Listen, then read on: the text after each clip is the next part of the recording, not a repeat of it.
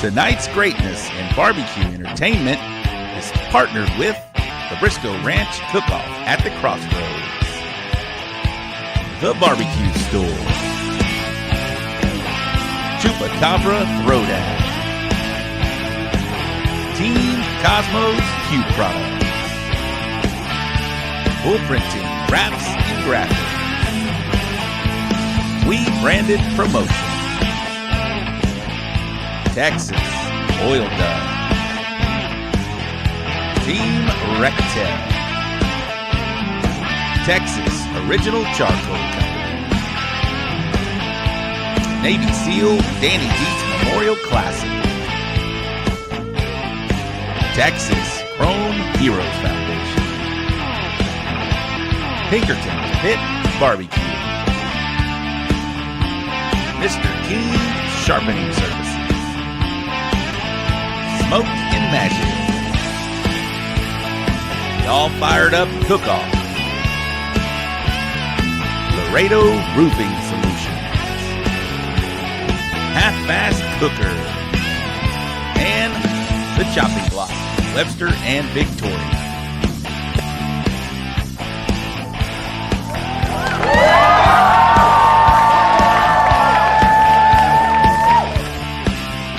I call it bass boat. Bass boating? If you ever seen a bass boat go down the water and everything like that? Oh, and he nailed it. Oh, shit. Hashtag bass boat. Hey there, everybody. This is Aaron, the Retro Guy, host of the Morning Roast Radio Show, and you're locked in to the So Smoking Gooder Show. Give it to them, fellas. Hey, we got any more beer in here? All right, I'm sorry. I won't talk again. I'm sorry. All right, go ahead, Robbie. If you're gonna put it in the box, put it in the box. And stamp it. Hey, what's up? I'm Cosmo, and you're watching the So Smoking Gooder Show. So grab a drink, park your ass, and don't forget to smash that subscribe button and ring that bell so you don't miss a thing.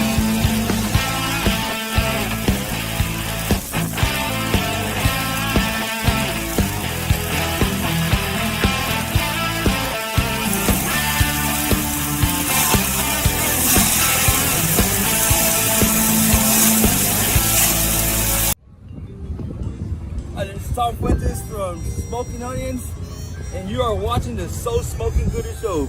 Stupid beer, hey! Wow. What? I wonder if they have this sugar free.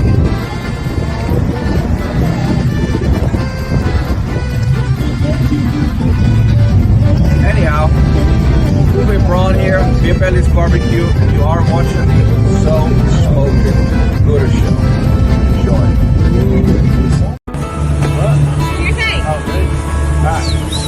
This is Donnie Howard with Twisted D Cookers, and you're watching the So Smoking Gooder Show. Bullhorn worldwide, baby. Are you ready to turn up the heat? 1. Let's go! Because you've just tuned in to the one and only So Smoking Gooder Show. We're coming to you live from Bullhorn Barbecue headquarters in Cypress, Texas. This is the show where we talk all things barbecue and brews, and you better believe we're here to have a good time. Get ready for the man who knows barbecue like the back of his hand, the guy who can tell you the difference between an IPA and a stout blindfolded, and the life of every party, your barbecue pitmaster and the host with the most, Rob Arocha. Whether you're part of the Gooder Gang or just here for the special guests, barbecue competition updates, or maybe even to rate some boxes, strap in, fire up those smokers, and crack open a cold one, because the So Smoking Gooder Show starts now. Yes, absolutely. What is up, Gooder Gang? Welcome to the show. We're going to have a nice one. We've got a wonderful guest tonight. We got Mr. Grant Pinkerton. Yes, that Grant Pinkerton from Pinkerton's Barbecue. Come and eat it. Competition barbecue team. He's introduced a lot of new stuff in the barbecue world. We're going to talk all about it tonight, from restaurants to going to the Houston Livestock Show and Rodeo, Memphis in May, all of it, the American Royal. He's been all over. He just introduced a new sauce, which I can't wait to talk about it. It's pretty sweet. And when I say sweet, it is actually sweet. It's called Sweet Sauce, and it's a really good one. I can't wait to talk about it and introduce it to all of you guys. I know it's been out there and people are showcasing it a little bit, but we'll talk about what it all and how he came up with it, because it's pretty cool. But before we get to any and all of that, let me get to our producer, Mr. Ty Cobb. Producer Ty, get in here, Ty. What's up, Rob? How are you doing, my man? Doing great. Ready to do the show. I was talking to Grant beforehand. It's going to be a great show. I love what he's doing. I was telling him that very thing, so I'm looking forward to it. Wonderful. How are you? How are things with the Triple Threat Vet podcast? Everything good? Oh, yeah. Everything's been going great. We got it's just going to be us tomorrow night. We're on Thursday nights now at 7. Had to free up Tuesday so we could get back to some of those VFW meetings and everything. But, yeah, it's going to be the TTV live crew tomorrow, and we'll just be cutting up and talking about, all this stuff going on in LA and everything. So it could be a fiery episode. You might want to tune in and check it out. Awesome. Well, I can't wait to check that out as well. Eddie says, why do I have a delay? Maybe because it's this brand new fucking camera that I'm trying to figure out. But anyway, deal with it, Eddie. Deal with it. And Eddie is in the comments. That means he is not here. It is just going to be producer Ty and I tonight. We'll figure it out. We're all good. We've done this before. We'll be just fine. Eddie is going to be on vacation somewhere. He's traveling. Eddie's traveling. I don't know where he's going. Maybe to California again. They love Eddie Morales in Cali. But yeah, so it's just producer Ty and I, and we'll be just fine. Ty, are you you've been keeping up with this? We talked to the promoter of Cuero about the double next week. This thing is turning into a big Case Hans says send the link. This is turning into a big money, 78,000 and growing. Yeah, every time I see an update from the guys, there's more money involved and more cool things. Like everything that guy's doing is fun as hell right now. So I can't wait to see what goes on next week. Unfortunately, my son is going to an encampment with the Civil Air Patrol, so I will not be able to go out there. We got to take him out to Bastrop. He's going to camp out for a week with the Civil Air Patrol. So, but very nice. I am looking forward to the results of that, and I want to see that promoter. I want to have him back on the show. That guy's good. Yeah, this is gonna be awesome. I can't wait for that. Eddie Morales says he's going to Washington, D.C. So Eddie will be in D.C. If the delay is crazy, what do you think, Ty? Is it bad? It's about a half a second. A whole half a second. We can fix that because I got the other camera that I can do in just a minute. We got this guy. We can do this guy, and he's probably on there. Yeah. Well, so damn it. I don't even want to do it, but I might do that here in just a minute. So we'll figure that out here in just a second. But there we go. Then we'll get that out here in just a minute. Anyway, again, Grant Pinkerton is going to be on. But before we get to Grant and talk about everything going on with Pinkerton's barbecue and come and eat it, we're going to give some shout outs to the Gooder Gang. This is my favorite part and the best part of the show. Ty's going to play some music as he just did right there. And he's going to put some comments on, and we're going to read them because you guys are awesome. You guys and gals, ZZ Top fan, evening all. First in. Might be a first time for ZZ Top fan being in there. Mr. Keen, sharpening service. Do we know where Mr. Keen's going to be? If you know, put it in the comments and we'll share it right there. There's Johnny Mags from the Pit Life Barbecue podcast. The Dude Barbecue. What's up, Gooder Gang? Teresa Edmondson. Hi, everyone. Daddy Dutch Barbecue. Good evening, all. Nicho Hernando. Good evening, Gooder Gang. Chase Vincent. What is going on? There he is, the Pit Father. What up? What, Gooder Gang? G-Wall, what is up? I already cussed, so I'm going to do it again. What up, fuckers? Lucas Armstrong checking in from Australia. Morning, all. Yes, this is the barbecue show, Eddie. Eddie, if you're going to be commenting all day, you could have just co-hosted with us. Ashley, what's up, Ashley? How are you? Probably on the baseball diamond, softball diamond, one of the diamonds. My pits are burning. There's Kevin Hernandez. Brent Heilig. Sounds very German. Howdy, everyone. What's up, Brent? That is Getting Sauced and Smoked, if you don't know. Brian Fox, I'm just here to watch Louis Gonzalez not be the barbecue. We'll see it. Jared McCrory, evening, everybody. What's up, Jared? Twisted D, there's Donnie. What's up, Gooder Gang? Firebox Barbecue. I think I'm going to say your name later in the show, Firebox Barbecue. Will McGraw, what's up, fellas? I definitely will be saying Will McGraw's name. Steve, hey, howdy, Gooder Gang. Rob Ty and Eddie, let's go. Eddie's in there. We'll be going to Washington. Brendan Yoakum, Broke Boys Cooking. Howdy, Gooder Gang. That's a new name. What's up, Brendan? Welcome to the show. We do this each and every Wednesday night at 8 o'clock. Renee Sanchez, what's up, Gooder Gang? Lance Bracco, Chiefs Barbecue. What's up, y'all?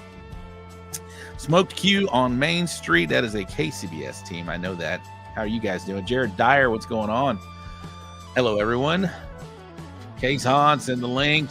Maybe Case. Maybe Lisa, was that Kennener? I think she's in. What's up, Lisa? How are you? Nice to see you. Welcome to the show. We appreciate you. Reggie Q Barbecue. What's up, everybody? Rhett Frazier. What's up, guys? Craig Kennener. There's the other part of it. Good evening, gooder dudes and dudettes. Corby. Hope the mom is doing well, Corby. Rudy says, what's up, Gooder Gang, too? He's grilling outside. All right. Film him. Put him on. Titan Hugo, what's up? How's it going, homie? What's up, man? How are you? Sergio Chapa. Evening, gooder people. Albert Lujan. What is up? What's up, Albert? How are you, man? Got Your Bad Barbecue. What's up, everybody? Hope everyone's having a good week. Firebox. Absolutely. Steven Lozano. Is that it, Ty? That's it. All right. That's it for the Gooder Gang. Thank you. Why do I got both of my views on there? Thank you very much for watching. I appreciate it. It is not a half second. I can see it. It's almost there, but it's pissing me off too. So I will fix this. Ty, before I get Grant on, go ahead and play a couple videos while I change out cameras. Is this annoying, everybody? All right, look, let's get one thing straight, Stewie. The only reason you're here is that my boss ordered me to bring you on. All right, this is my show, and it's a serious intellectual hour of discussion, and I want to keep it that way. Hey, no problem. All right, in 3, 2, 1. This is the lunch hour with your host. Hey, what's up, Quahog? From the station that reaches the beaches, you're listening to Dingo and the Baby. Dingo and the Baby, 97.1 Quahog. Oh, baby.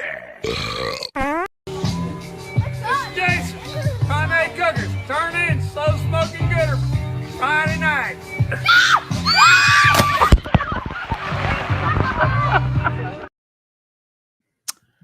All righty, Ty. I'm back. No delay. Different camera. Now I'm pissed. It's okay. I'll be all right. Is it better, Ty? Oh yeah, perfect now. This is annoying. Super annoying. All right. Well, let's get the guest in. Thank you, Lucas. He said, I don't see no delay. That's because he's in Australia. Maybe it's let's get the guest in. I'm talking about Mr. Grant Pinkerton. This guy's been all over barbecue. He's got restaurants in Houston, San Antonio, and they have all hit the top 50 Texas Monthly. And not only that, he competes under a team name as a competition barbecue name. Come and eat it. He's got rubs, he's got sauces, he's got restaurants, he's done it all. And we're going to share all those memories with you, the Gooder Gang, tonight. We're talking about Mr. Grant Pinkerton. Let's get him in here. What's up, Grant? Hey, guys. How are you, buddy? I'm good, man. How are you? I'm good. Where you at? Where you holed up right now? I'm at my house. I'm home base Houston. I've been here for like 22 hours. So yeah, you were just traveling. Was it a vacation? It was actually a vacation. All right. Usually like spring is very really busy for us between the restaurants. It's our busiest time of year, and then I like to compete in the spring and then kind of get through the big Memphis and May hurdle and get home and unpacked. And the last couple of years we've taken like a week-long checkout trip in June with my wife and daughter, and this year it was much needed. I needed to hit pause, and then we picked things up, hit the ground running today. I think from the time we landed, we were having management meetings at my house 12 hours later. They missed you. Yeah. They were you I getting miss calls them. while you're on vacation? Were they pretty good about staying away from you? I mean, we got a great team of people, and they can basically run it all, but I can't stay away, man. So, man, I'm always on my phone and talking to them, and it's really not them that bother me. It's other people that are blowing me up on vacation when I just want some alone time, but it's quiet time. You know what? You deserve it, man. You're like I said in the promo. I said you're one of the business men in barbecue, which you are. I mean, you've got restaurants. You definitely keep involved with the competition barbecue scene as well. Not only keep involved, you go out there and kill it doing that. And I do want to actually ask you some questions about that. But this isn't your first time on the show. We talked about it before, but can you please introduce yourself for people who may not know Grant Pinkerton, but also talk about, your start in, being, I don't remember this, but the start of the barbecue business, because you were a young lad back in the day when you started this thing. You're still a young lad, but you were a lot younger back then. Yeah. I'm Grant Pinkerton. I'm the owner of Pinkerton's Barbecue, based in Houston, Texas, but we have location in San Antonio as well. And we're fixing to open a third store here in Houston. We compete under the name Come and Eat It. I guess that's kind of more of an old school thing with guys like Myron Mixon. They had Jack's Old South, but this restaurant name wasn't that. So I don't know. I just kind of ran with that. And we've always had Come and Eat It associated with the restaurant, and in kind of like a co-branded kind of way. And I just thought it would be fun to have another name. I do enough stuff with Pinkerton's Barbecue that I wanted to have something fun with it. So that was our competition team name. And man, I honestly, I started cooking barbecue when I was 12 years old.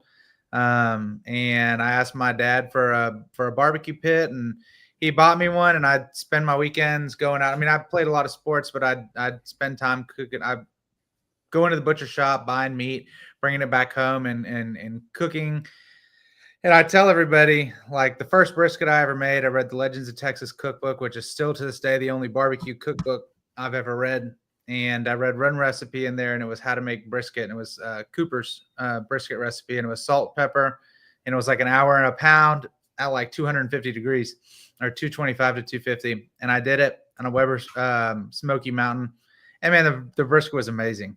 And then I proceeded to change things every brisket after that, and they were all terrible until I just kind of like took it back to the basics. So, don't broke what ain't fit, or you don't have to fix what ain't broke.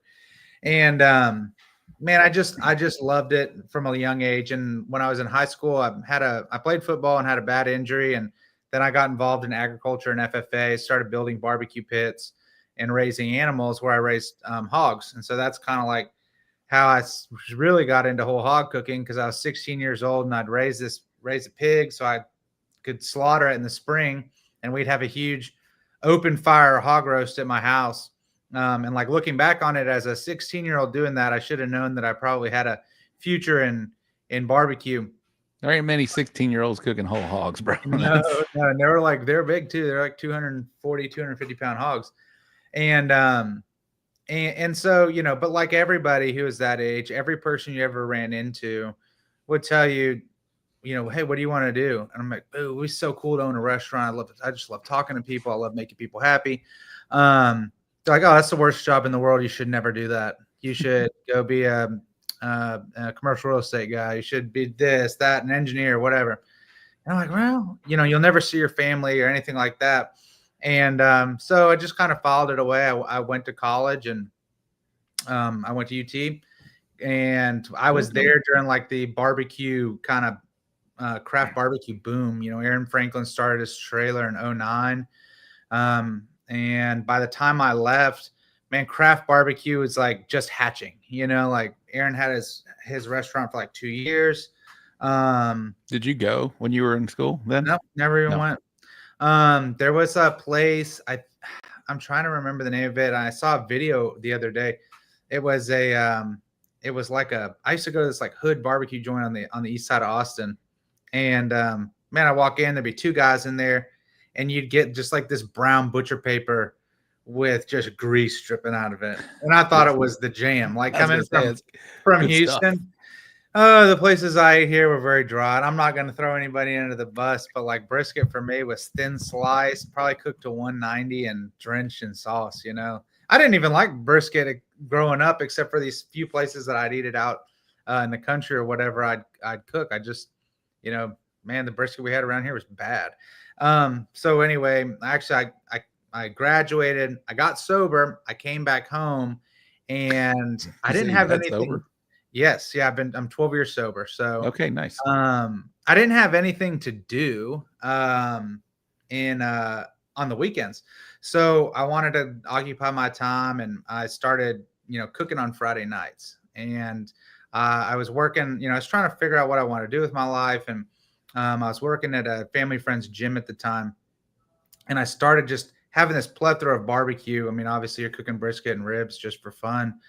I started taking it up to the gym, and people were like, man, Grant, this is pretty good. And this is like 2013. And all of a sudden, you know, some of the trainers are like, hey man, I'll give you $100 if those ribs end up with me next week when you come in.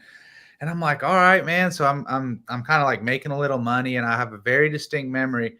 And I don't tell this part of the story to a lot of people, but Gooder Gang gets it. Let's go. Yeah. So there was a guy at the gym who was a trainer, and he was having a Super Bowl party, and he asked me, because he knew I cooked these hogs. He's like, dude, do you think you'd come to my house for a Super Bowl party and cook a pig for me? And I said, yeah, I guess. I mean, dude, it'd been years since I'd done it. And I told him what I needed, and he got the pit, and I went over there, and I got there like 3:30 in the morning, and I cooked this hog for him, and the party was started, and I was worn out, and he gave me cash. And man, like my life at the time, I mean, I was I'm in recovery from drugs and alcohol, and I wasn't even allowed to have cash. So man, he hands me, I wasn't expecting to get paid. I go to leave the party, and he hands me like $240, and that's more money that I'd had in my possession in like, I'd say probably 6 months. And I went and I got in my truck, and I'm sitting there, and I just had this feeling like, dude, I could make money just doing, and this is like the very infancy of Pinkerton's barbecue. Like I could make money just going around doing hog roasts for people. And like, man, if I do like one hog roast a week, then I'm going to like be making about half what I make at work out of 2 weeks. And I can make real money doing this. And I mean, I was so excited. I called my parents, and I told them, because the rule was if I had cash, I had to tell them, so I had to give it to them, and for them to hold on to. Mm-hmm. And I called them, and I told them, like, man, I think I want to start doing something like this. And I'm like, I can cook barbecue, I can make people happy, and I can do something that I love, and I get paid to do it.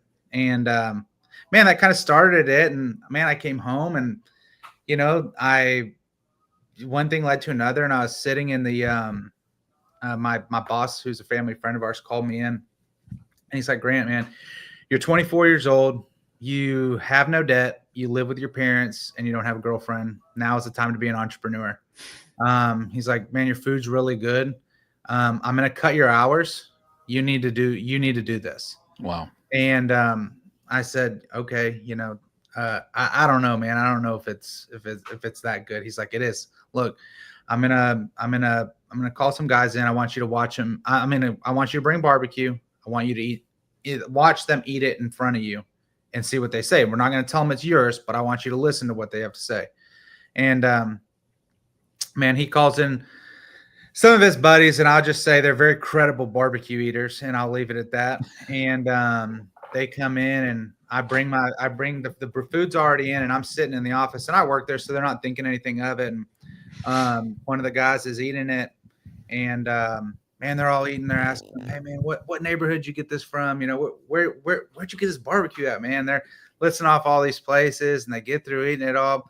And finally he tells them, he's like, man, Grant cooked all this barbecue. And one of the guys turned to me and he goes, man, I know you're a white boy, but you got some brother in you. And man, that was all it took, man. I had the confidence after that. I'm like, all right. So I took all the money I'd made at work, and I had this like pipe dream, and I still do, of learning to play saxophone.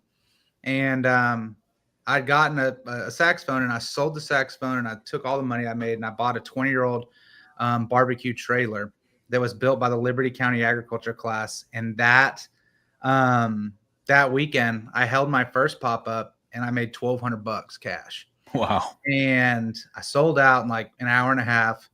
And I'm like, man, I really can do this, you know? And so I said, hey, you know, I'm like, fake it till you make it, baby. You know? So I was living in my parents' house, and I had the trailer backed into the driveway, and every Friday I was cooking out there, and man,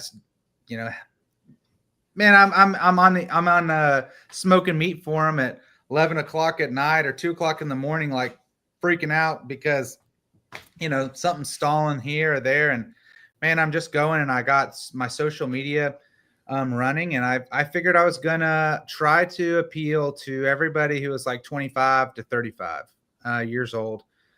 They were accessible for free through Instagram, which was new, and Twitter.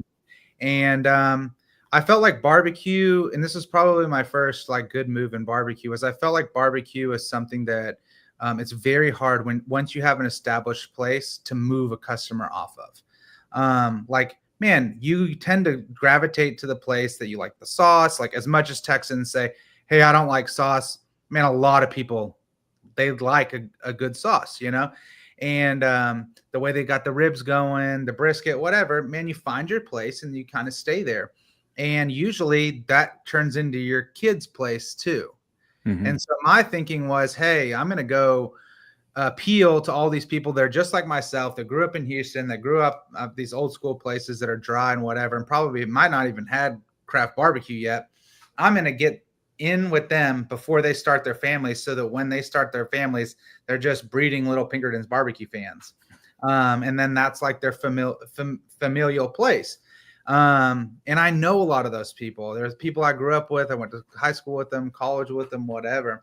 And so I did it. And that was kind of my battle strategy in the beginning. And man, I just remember having some really surreal moments, like being this 24-year-old kid, 8 months sober, sitting in my parents' backyard on a trailer at 3 o'clock in the morning, and all of a sudden Southern Living's following me on Twitter. You know, it's like boom, and then Cook's Country's following me. I'm like, man, what the hell's going on? But it was one of those things like, man, I'm just gonna run with it. I don't have anything to lose, you know. And that's still kind of my philosophy nowadays. I don't do anything too fast, and I don't do anything too wild. But you know, if the worst thing that can happen is you fail, man, that's just your ego pride taking a hit. You know, you can always get back up. Dude, this is an amazing story. So let's back to where you started. You were taking barbecue to a gym, which is kind of, you know, not what you would expect, right? You don't want to be taking a bunch of fatty barbecue to people going to work out and trying to lose weight. But that's what you were doing. It was a symbiotic relationship. You know, he had his customers eating barbecue, and I was feeding them. They were hungry after working out. And he let me do it in he let me have my first pop-ups in his at his gym. So the recipes you were doing then that you were impressing people in the very beginning, have they changed quite a bit, or are they still? They are exactly the same. That's amazing, dude. Yep. So 12, 13 years later. Exactly the same. Now, some of the meat stuff, man, I've tweaked, and I always say we're always adapting in the meat department, but like that potato salad, man, that is my potato salad recipe that I created then. And I mean, all these recipes have stories behind it. You know, like our potato salad has pepper in it. And I was really excited when I came up with this recipe, and my grandmother loved potato salad, and we were up visiting her house. And you know how grandmothers are, they got like a million old ass spices in their cabinet. And I pulled the pepper shaker out, and I go to put it in the, kind of top the potato salad with the pepper, and the top comes right off, and all the pepper just dumps right into the top of the potato salad. I'm like, oh man. So I try to scoop up as much as I can, but there was a ton left in the potato salad. So I just took a spoon and just mixed it all together. And I went to take a bite, and I'm like, damn, this tastes really good. And if you're a classic potato salad person, and I think that if you're eating barbecue, if you don't have potato salad on your tray, unless you just don't like potato salad, I don't think you're really eating barbecue if you're not eating potato salad with it. Is it a mustard potato salad? It has mustard and mayonnaise, Oh, but okay. if you're going to look at it, it's going to be yellow. But the mayonnaise is there to add creaminess, not mayonnaise flavor. Does that make Gotcha. sense? Yeah, absolutely. Very classic. It has. I like them both, though. I mean, they're different. They're the Yeah. same, but different for sure. It has fine celery in it, and egg, and it's classic. This is an amazing story how we got the origins of Pinkerton's barbecue, and now let's fast forward. You are not the first time. This is your second, maybe. I don't know how many times they've been doing this Texas monthly top 50, but that's a big deal. You're definitely on it this year. You were on it 4 years ago.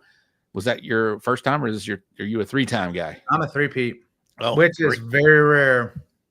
There's probably not many of you guys that are 3-peats because no, I did. I actually broke it down. And okay, let's hear it. Going into this year, I was thinking we're going to be on the outside looking in, and just based on math, all the new places that have opened last year or 4 years ago's top 10, they're going to be on there unless they closed.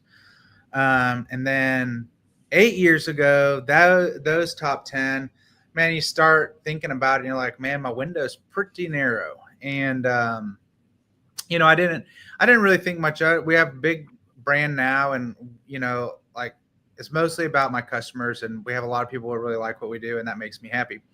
But,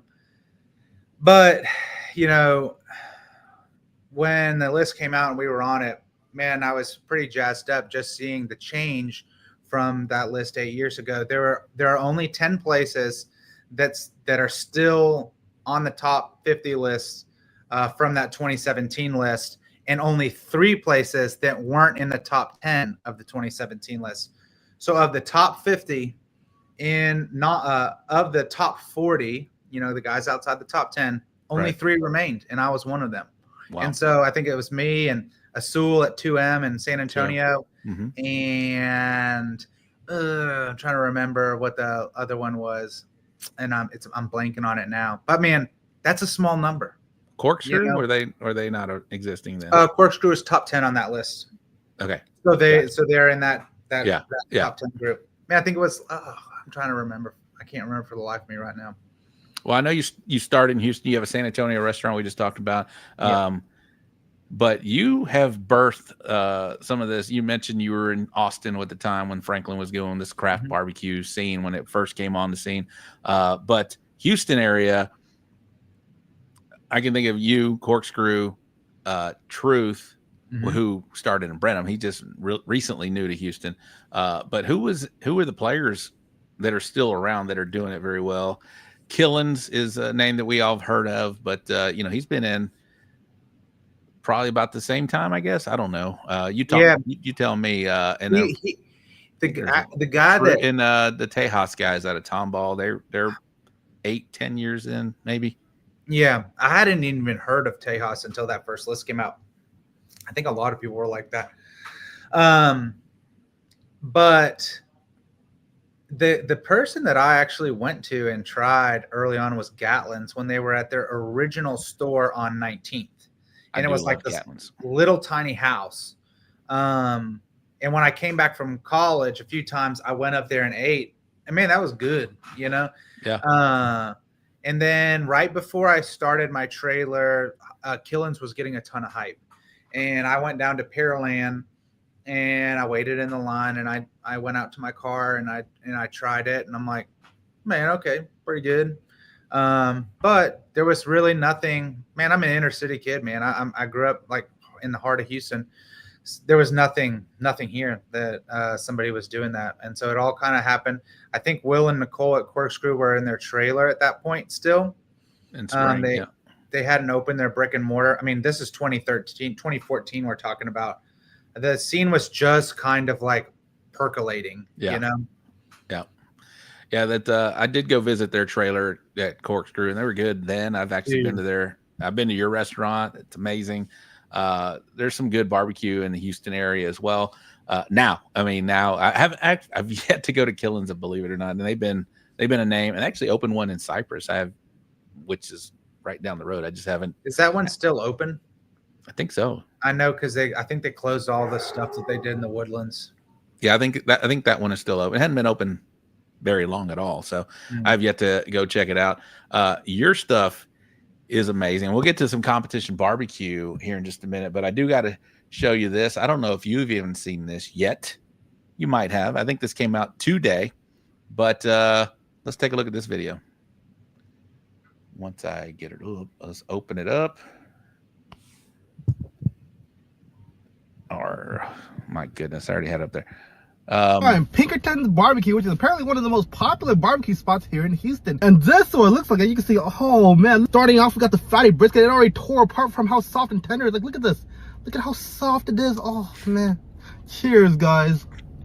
Just watch it tear apart with no force necessary. Literally, you do not need to chew the meat whatsoever. Just put the meat on your tongue, and the heat of your tongue kind of dissipates the meat. And next, though, we got the glazed pork ribs. I mean, take a look at this. You get a sweet, sweet goodness that pairs really nicely with the pork flavors. Not only that, we also got the jalapeno and cheese sausage that you can see. We got a nice cheddary feel, while the jalapenos give a nice spicy kick that's not overly spicy. Let me show you this monstrosity of a beef rib. Like, take a look at this. Oh, that's so soft and tender. Oh man, I think I know what Moses feels like when he split the Red Sea apart. The beef oils just splits apart into my mouth, just flows to my cheeks while leaving the middle part of my tongue to taste the absolutely beautiful piece of beef meat. Overall rating, I'm giving Pinkerton a solid 8.8. Fair. Myself. There you go. I unmuted myself. Had you seen that yet? I think I have seen that. I don't know if this is like a second review though. Okay. Well, this came out when I saw it this afternoon, and I don't know because I put Pinkerton's barbecue in my, you know how people, you know how the. It might have been recycled. I believe unless this guy's doing multiple.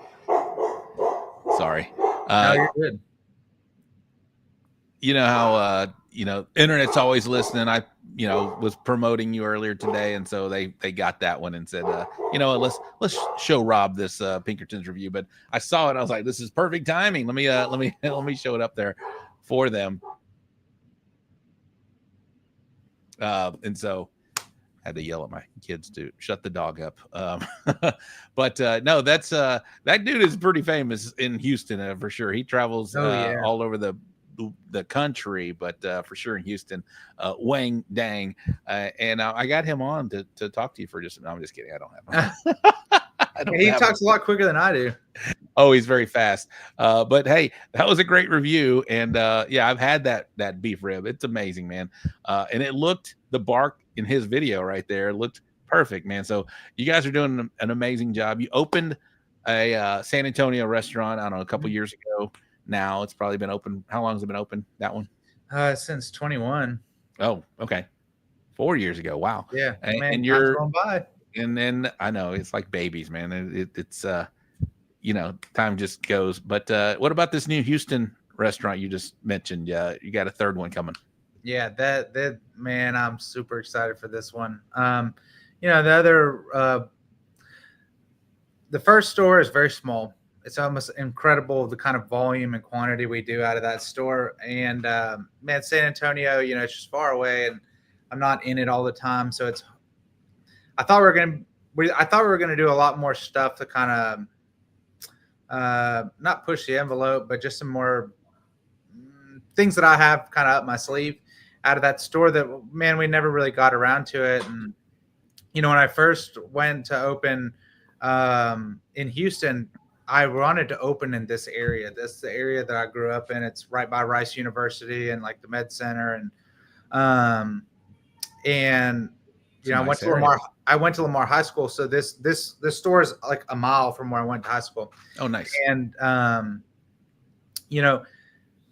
have a lot of stuff that I've wanted to share essentially with the public. That, man, I've never had the facilities or the staff or whatever to be able to execute it. And so at this new store, we're going to roll out a lot of these, sides, meat stuff, and, we're going to have whole hog. So that is one of the things that I think is going to, really blow people away. Is it's not just whole hog that's all chopped in a pan. We're going to have it at least in the beginning, probably at least once, maybe twice a week, and it'll be actually on the line. So when you come through the line, there'll be a pit there, and you will open the pit, and you tell us, what part of the pig you want to eat, and we'll pull it off right there in front of you and chop it up and stick it on your tray. And if nobody, and I'm sure not very many people here have had hog like that, especially cooked like we do it, man, your mind's going to be blown. And I don't think I've ever had anybody at Memphis and May try my hog there and not walk away going, God dang, you know. You know how it is. It's a crapshoot every time you throw a box in, but man, the pig is good. And I'm really excited to share that with people here because it's been such a passion project of mine. And it's been a part of my barbecue story since I was a little kid. You know, just, you mentioned it.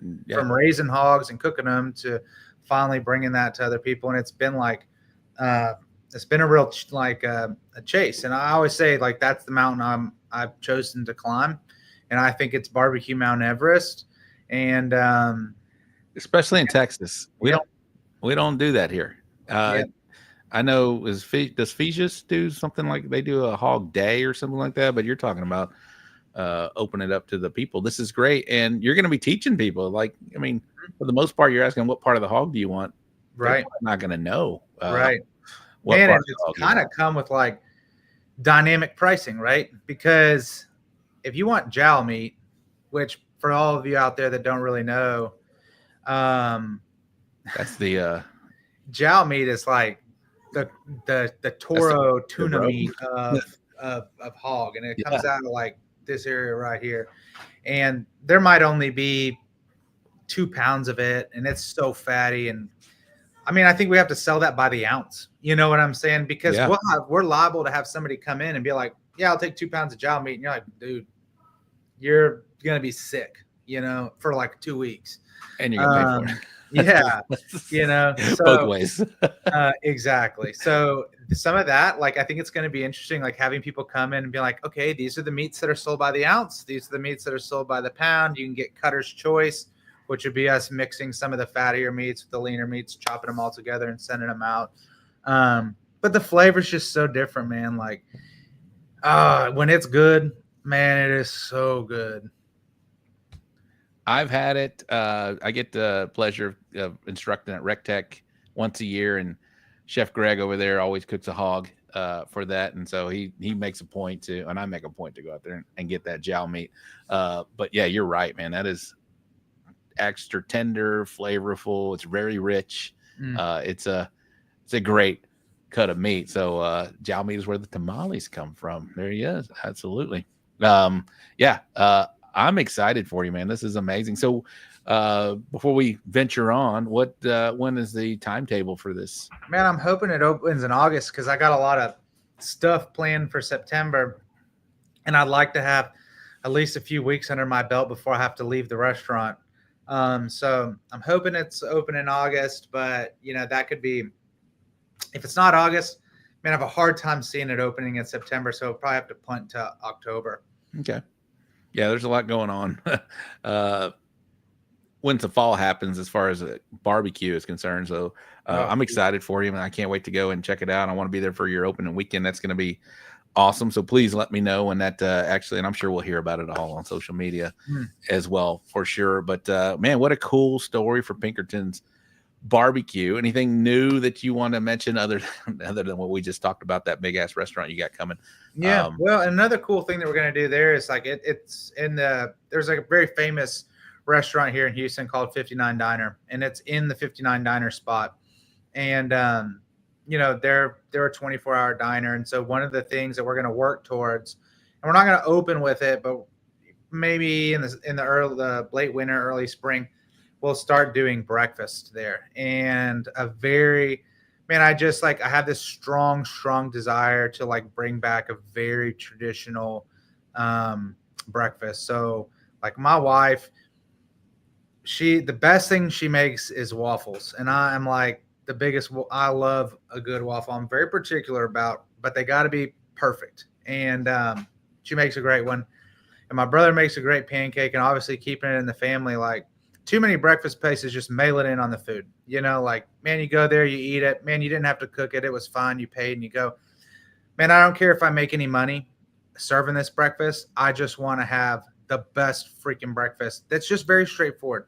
Waffles, pancakes, made to order eggs, actually good Southern grits, like a biscuit and gravy, bacon, sausage, all very high quality, but just like breakfast done right. Like how it used to be when you were a kid and your dad made breakfast and it was just, man, the eggs were fried in the grease and, true homemade. And then, cause that's how Pinkerton's barbecue came about. It was like, I'm bringing my backyard to everybody. And it still is. Like I have that philosophy. And I want to do that with breakfast because so many days I wake up early and I wake up and I'm like, man, if I just had a plate, I wish that it was like 40 years ago and there were places that I could go to at 6 o'clock in the morning, get 2 scrambled eggs and a couple slices of bacon, pay like $12 and just leave. Yeah. Like an old diner. Yeah. Yeah. That doesn't exist. Everything has to be, this extravagant breakfast meal with eggs Benedict with salmon on it or whatever. And dude, I'm strawberries and powdered sugar and all kinds of shit. Play the hits and play them well. Hey, you got excited talking about waffles, and I got to hear what your perfect waffle is, bro. What is that? Okay, well, the perfect waffle needs to be crunchy on the outside. Like if you serve me a soggy waffle, it's out of here. That's real bad. I want them kind of dark, and they need to be somewhat soft in the middle, but it's very important. I think a lot of people add too much sugar to both their pancakes and their waffles because, you're going to go and you're going to put sugar on top of it with syrup or powdered sugar or whatever. Yeah, you're going to have If you are packing sugar, and this is a big pet peeve of mine, I actually like a very neutral bread flavor in both of those, but I want salt.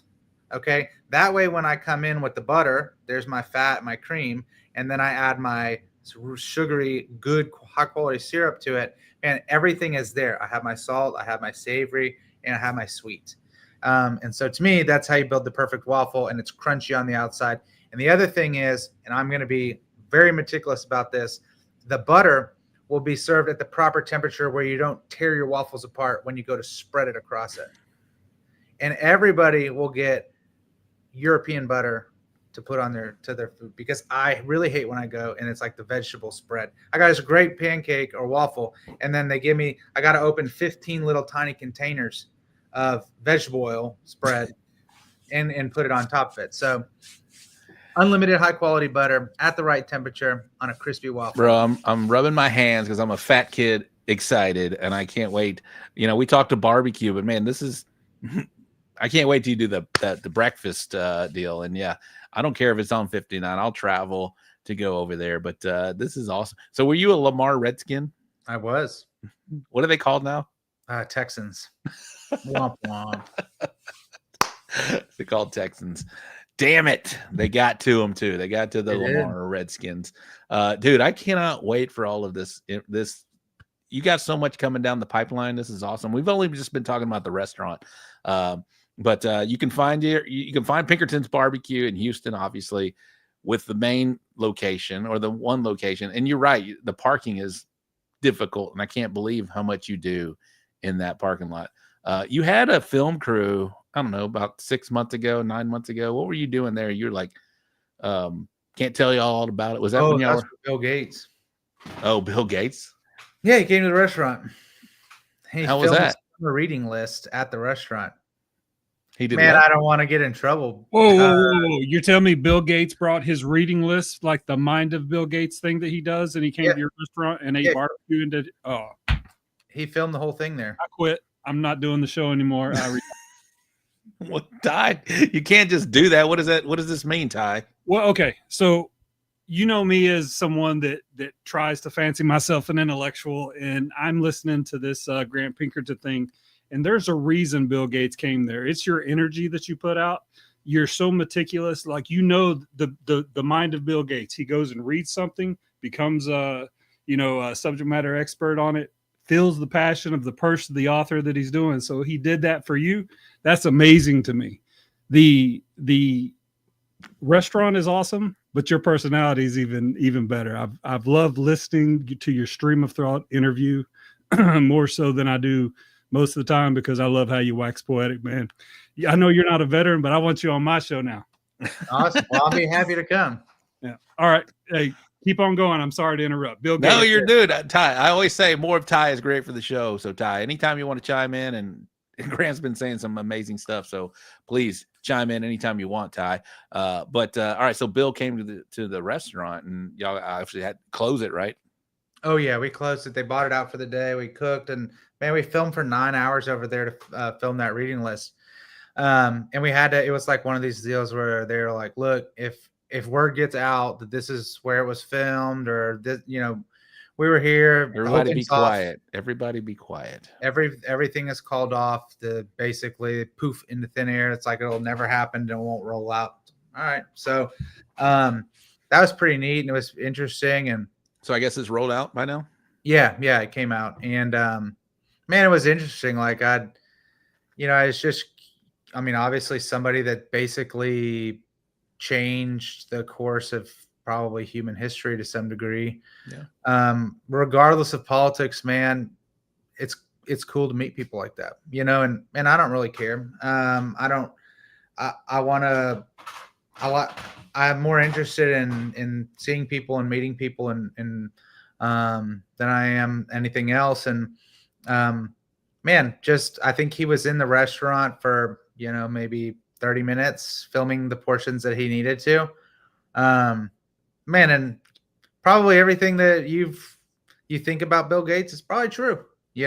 So he was just an interesting guy. Different cat for sure.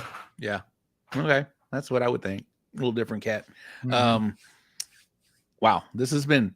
Normally, I'm experiencing interviews. This has been really awesome so far. Ty, what do you think, man? Get in here, bud. It's been pretty awesome. Yeah, I mean, anytime that you can go through what Grant has talked about going through, drugs, alcohol, whatever your vice may be, and then you notice throughout the entire interview, he's talking about he conferred with his parents. They were there for him. His family surrounded him, put their loving arms around him, and then he became successful. Yeah. That is the kind of personalities that I see all around. Eddie's talking about being sober for 5 months now, or however long that is. He's got a great personality. You get these personalities from this, just like salt of the earth people that live every day, and then you put them, where Bill Gates sees them. They're on Food Network. I want the world to see this, because just like Grant's talking about, he's doing it for his customers. He probably loves to see people, eat the food and their reactions and things like that. And that's what I like too.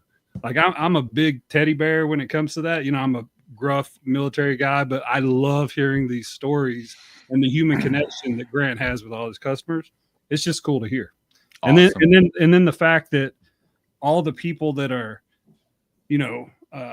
barbecue stores doing new labels for all their stuff, seeing all the cool labels come out, seeing all the stuff that Pinkerton Barbecue's doing, sponsoring the show. I love how it all comes together. Absolutely. And Grant, when you did mention the over 12 years, a lot of guys are chiming in. Eddie says, love to hear someone get away from drugs and alcohol and be successful. Eddie says himself, I'm 40 days alcohol free right now. Oh, badass. Congrats. Yeah. Congrats, Eddie. That's a big time. And somebody else mentioned Steve Quint. Way to go, Eddie. I'll be 2 years sober on Sunday. Congratulations, Steve. This is awesome. Eddie, congratulations. Everybody. Yeah, everybody that's fighting that battle, or whatever it may be. That vice, like Ty mentioned. It's a deal. And we don't need to go into that, Grant, unless you want to spend a little bit of time on that. We don't have to. But I do want to talk about competition barbecue. You're just this big restaurant tour. I said it right. Killing it out there. But what made you want to dip your toes in the water in competition barbecue? It's just you're a pretty competitive dude to begin with. That probably had a little bit to do with it. But I'm 5 days sober today. Been a rough week for sure. G Walt. But what got you that competitive barbecue bug? Because it is a different world than restaurant barbecue. Oh, it is, man. It's two totally different worlds. And I think probably in Texas, it's like the furthest split for people who do barbecue, restaurant, and competition. Like in other regions, everybody does. Like if you have a barbecue restaurant, it's worth a crap. Man, you're at least doing a couple. You're competing. Man, it's so weird here. It doesn't happen. What's up, AJ? I liked competing in barbecue. I remember going to a IBCA contest in 2014. I think it was maybe 2015. And if I'm not mistaken, I didn't know a lot of the faces then. Obviously, I just like registered and showed up. I think Butters was at this one I did. It was off Highway 6 at like Bear Creek Park. Hold him and hit him. It was in the same area, but it was a Ronald McDonald House cook-off. Oh, okay. Yeah. And I think he was cooking on, if it was him, and I think it was Big Green Eggs maybe at the very beginning. I don't know, man. Shit changed a lot. I think he did have one of those. Yeah. Yes. And there was a guy, Kelly something or other, that had like this real eccentric pit. Kelly Curtis. Yeah, he was there. And man, I was like pulling my big ass 28-foot close pit out there to cook, 3 racks of ribs in a trailer. But I just always liked that element, and it was the camaraderie element of it. And I tell people, you got to be good consistently, and then you got to get lucky. And it's really hard from the outside looking in to understand how the hell it works. Because a lot of people are turning in good food, and man, there's a lot of idiots that are judging it. And then, man, that's just the way it works. But I think one of the reasons I love to do it nowadays is, one, it keeps me really humble, and two, it helps me remember that I'm not going to please every customer that comes through the door. Because they're just people off the streets that are judging, right? Mm-hmm. And you can cook a box, and you know that it's fire, and you turn it in, and you get 3 great scores, 1 mediocre to good, and 1 terrible one, and the guy pans you, and you're like, dude, I mean, obviously you're wrong, we know good food when we eat it, and Rob, I'll eat your whatever and be like, man, it's freaking awesome, and then no call. Yeah. We're better arbiters of taste than a lot of times people sitting over there are. But it's a great reminder that, like, of 10 people that walk into my restaurant, if 8 people like it, then I'm doing really good. You're doing great. If 7 people like it, you're doing good. And then there'll always be people you can't please. And sometimes people just have broken tasters, and that's okay, And, the other thing is, I've tweaked a lot of stuff in my business. I don't cook competition style at the restaurant, but I have taken nuanced things, because when I'm cooking competition barbecue, I'm deeply thinking about barbecue, if that makes sense. And sometimes every year I'll pull 2 or 3 things, little techniques, little things that I do in the comp circuit that I kind of adapt into a macro scale to run at the restaurant. And I'll implement something. And also sometimes I solve bigger problems by sitting there and cooking comp food too. So there's a lot of stuff like that for me that really helps me, especially when I'm like, hey, when I start using this new rub, it's got a much more savory base. I seem to be doing a lot better. I wonder if I put something like this on my ribs at the restaurant. I mean, basically it's a free test group, right? Every time I put some food in, it's free 6 people that can give me their feedback. And it's random, and they don't know who I am. They're not influenced by anything. They're just giving me their honest feedback, right or wrong. And if I start to see a trend in something, hey, people really are liking more acidity in their ribs or on their chicken or whatever, man, I'm going to go back and I'm going to make a tweak to the restaurant. Not one that probably my customers ever really notice, but my goal is to always tweak it in a way where they come and say, man, the ribs were really good today. And it's like, well, I changed something. You're not going to really notice exactly what I changed, but going forward, you're just like, man, the ribs were extra good today. We've changed, several things. We've switched products out. We've changed rubs up a little bit. And what's up, Jen? We used to use, one product in our wrap for our ribs, and we moved it over to another product. And it has a lot of value. And it's funny that a lot of people don't. they don't spend the time to do it. So I've had your restaurant food.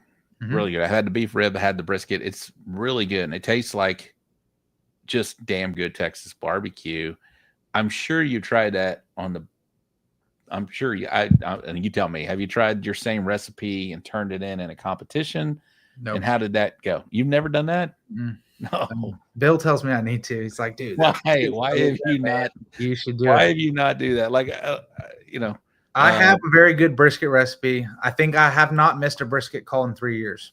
No, you're solid in competition barbecue and brisket. If Grant Pinkerton is there and he's not getting a brisket call. It was so probably the next one I go to, I'm cooked. Yeah, I know. But my bad. I just did the no hitter call right there. It's okay. It's okay. And you know what? Like I said, it's only my ego and pride taking a hit. But I'll say this: my competition brisket, for those that have tried it, dude, I run a brisket that tastes like brisket. And I think that is something that a lot of guys get lost in competition barbecue, and they are making some crazy shit to try to stand out. And the judges are just like, dude, give me brisket. Yeah. I'm with you. I've gotten lost. Mhm. And then, once you go back to tasting like brisket, brisket, I don't think you need any competition category. You don't need that number 1, 2, or 3. You just need a place, right? And especially in a larger competition. But yeah, I think you just raised a good point. Hey, just your brisket tastes like brisket, and yeah, you're right. Some of us get lost and try to do outlandish things, maybe push the envelope a little bit one way to where you get away from that beef flavor or whatnot, or even what it may be. But I don't know if I've ever had your brisket competition. Man, come by next time and I'll give you one. I mean, I'm not a secret dude. So, and the other thing about my brisket is I'm a big texture. I'm a really, really big and believer in that texture. And I'm like I said, I'm not a big secret guy. For a year and a half, I never au-shoed my brisket, and I hit every time. Never au jus. Nope. Are you a big slicer? Thick slicer, I mean? Nope.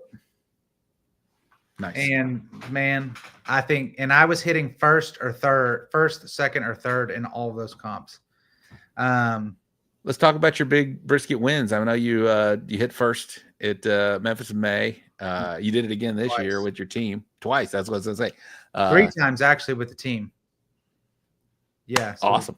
I mean, that's Memphis in May is obviously a pork centered contest, right? They do ribs, whole hog, and shoulder. Yeah.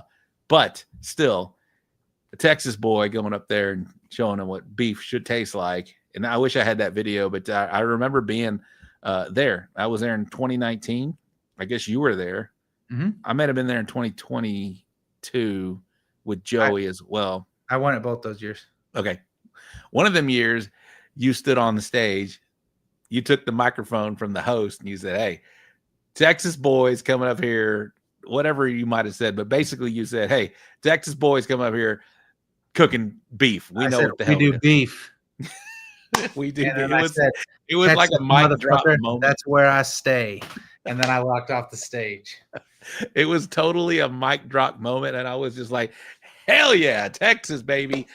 It was awesome, and to go up there and show them Tennessee, or it's not just Tennessee, obviously, it's people from all over the country. Yeah, it's all over the world. But to go up there and show out at a pig contest, basically, right, showing them Texas knows how to cook beef, and you did, and you would expect the Texas team to do that, and you did again this year in 20. Yeah, Fred did the heavy lifting this year, but yeah, Fred was awesome. I stood there and I cheered him on, and he was very gracious and was like, "Man, I really think it was your salt and pepper that put us over the edge." Fred's great. He's a humble guy as well, like you mentioned, but as yourself being a humble guy. But it's just cool to see Texas do well. And we talk about on the show, when we go to the Royal, which you've been to the Royal, and you hear when people get from Texas that we know, you hear all the Texas teams clapping and whatnot. So we're a big community. We're a big supporters of each other. It's just great to see. But this has been awesome. We're not done yet. I'm going to have you take a break because I still want to talk to you about Memphis and Houston. You've done well. And then I do want to talk about this sauce you just came out with. That's a real deal. It is freaking good, bro. Like, we're going to talk about it. I don't want to like share it. I want to keep it to myself a little bit, but we're going to share it tonight. We're going to talk about it. It's really good. Who's Fred? Eddie, why the hell are you just still commenting? Go to bed. He's leaving early in the morning to go to Washington. I heard he taught Eddie to flip the brisket. I think did Fred teach Eddie, and Eddie just put it out there for the public? Is that what you're saying? I'm not saying anything. I'm just putting it out there. Maybe I heard through the grapevine. You're just putting it out there. Jen Lee, Rob's pizza flavor. Yeah, I got a pizza flavor one time on my brisket. Thanks, Jen, for bringing that up. Yeah, that's way on the opposite side of what we were just talking about. Yeah, so I don't know about Pete. There's Eddie. Eddie should be on the show, but he's got to sleep. He's got to get that beauty rest to keep him on, keep him pretty. Let's see if I missed any comments. Again, if you have some comments, Jackie says, where can I get a bottle of that sauce? We'll talk to Grant here in just a minute. Yes, apparently you can get it at the restaurant because I saw that Louis said, yes, you can do that. Sergio Chapa, that San Antonio restaurant brisket is hands down the best I've ever had. Sergio himself is a damn good brisket cook on the competition barbecue scene.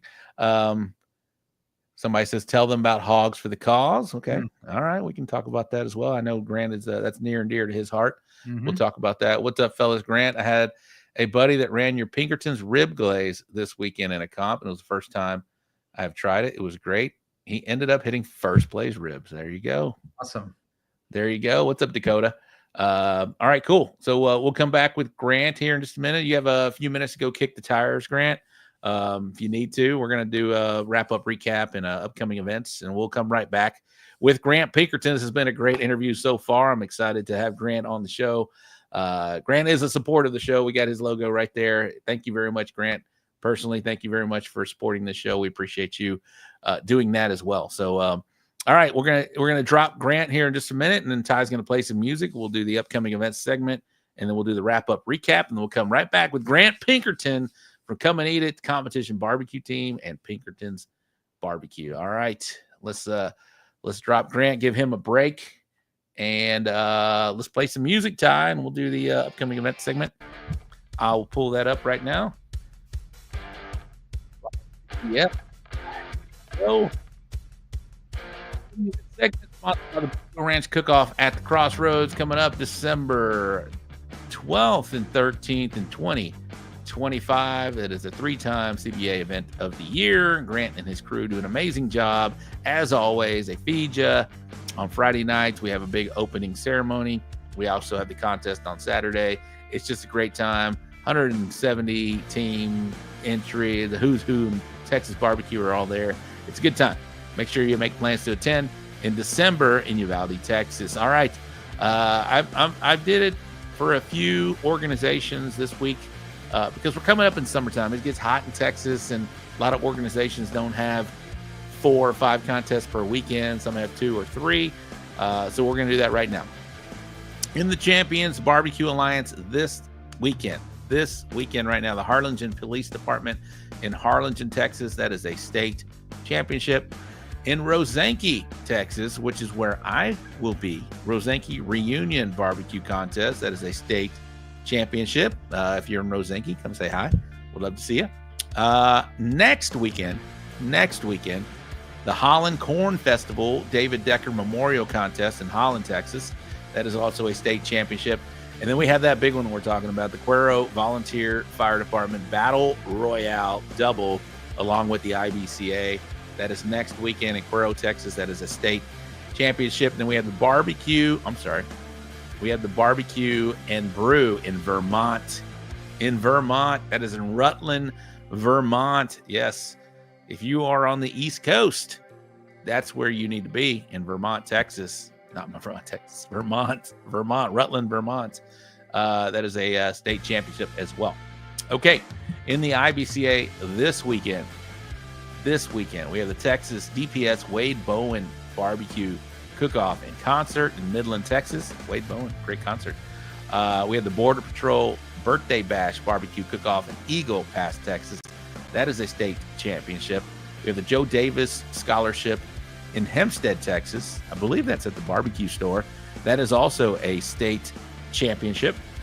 Next weekend, again, same one, the Cuero Volunteer Fire Department Battle Royale Double in Cuero. That is a simultaneously run IBCA, CBA. We'll see if Grant Pinkerton is going to be there. That'd be interesting. I'm excited about that one. And then we have the Knights of Columbus Battle Royale in Muleshoe, Texas. That is also a state championship. And we have SMOK, Smoke, spending money on kids' education in Montgomery, Texas. In the Outlaw Barbecue Association. Thank you, Ty. We have the Back to Blue. This is this weekend. Back to Blue Barbecue Cook-Off in Wills Point, Texas. State championship. Next weekend, Jim Bowie Days Smoke Down in Bowie, Texas. Also a state championship. And in Lone Star, we have the Smoke on the Hill in Brady, Texas. That's a $30,000 guaranteed payout. Maybe I shouldn't say guaranteed. I'm not sure, but that's a $30,000 payout that they posted on their flyer. That is a state championship happening this weekend in Lone Star. And we have the Chisholm Trail Roundup Barbecue Contest in Lockhart, Texas. Next weekend, second annual Cowboy Cook-Off in Bangs, Texas. And in the KCBS, like I told y'all earlier, you go to kcbs.us and you can find out all the contests all over the country and world. They're worldwide. Hashtag Bullhorn worldwide. KCBS is worldwide. That's where you can find that out. All right. Thank you to the Uvalde city of Uvalde for the Briscoe Ranch Cook-Off at the Crossroads. Again, December 12th, 13th, 2025, Uvalde, Texas. All right. Let's do the Bull Printing Wraps and Graphics wrap-up recap. Sponsored by Bull Printing Wraps and Graphics. You get any signs, banners, decals, hats, whatever you need to pretty yourself up, you can contact Cheeto, my boy, over at Bull Printing Wraps and Graphics. All right. This is the wrap-up recap. So this past weekend, Smoke in the Mountains. That's a beautiful event. I need to make it. This is the third year that they've had that. Next year, I plan to be there, Jennifer and Joe. The grand champion was Mr. Gil Martinez, Cattleman's Beef. Gil is kind of been out of the barbecue game. That man can cook a brisket. We're just talking about Grant Pinkerton cooking brisket, but that man can cook a brisket, and he stepped out and he went to San Antonio Rodeo and hit a top 10 brisket, maybe first place, I can't remember. But he won the grand champion after being out of the game for a little while. Gil Martinez, solid cook, grand champion, Cattleman's Beef. The RGC was our good friend Hector Cienega from Lobo's Den Barbecue Company. Congratulations to Gil and Hector, the GC and the RGC. In the IBCA, the 2025 No Excuses contest is where they supplied all the meats. Grand champion was Mr. Aaron Cruz from JWS Services. The RGC was Jose Espino from Payo's Barbecue. The 97th annual Yoakum Tom Tom Fest.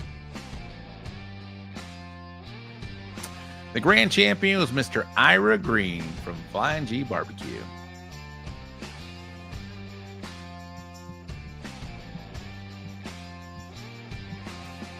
It's okay. I can't find it for some reason. Okay. No problem. The RGC was Mr. Justin Fortune from On Point Barbecue. We had the Great American Cook-Off, grand champion. There he is in the comments. Mr. Dakota Dixon from West Texas Smoke. Congratulations, Dakota.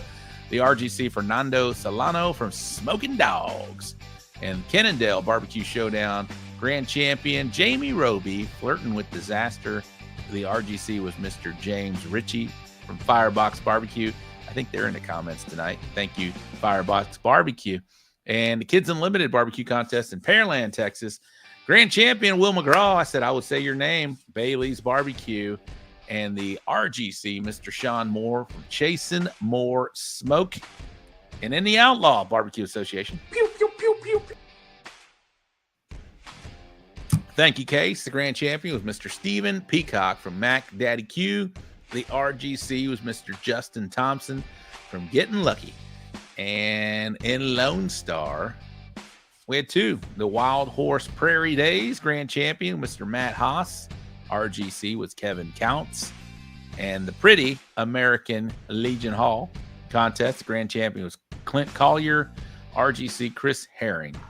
And that's going to wrap it up. And KCBS, again, lots of contests. You can go to kcbs.us to find out all of those results. Thank you to Cheeto and Mary from Bull Printing Wraps and Graphics for sponsoring that segment. Ty, get in here.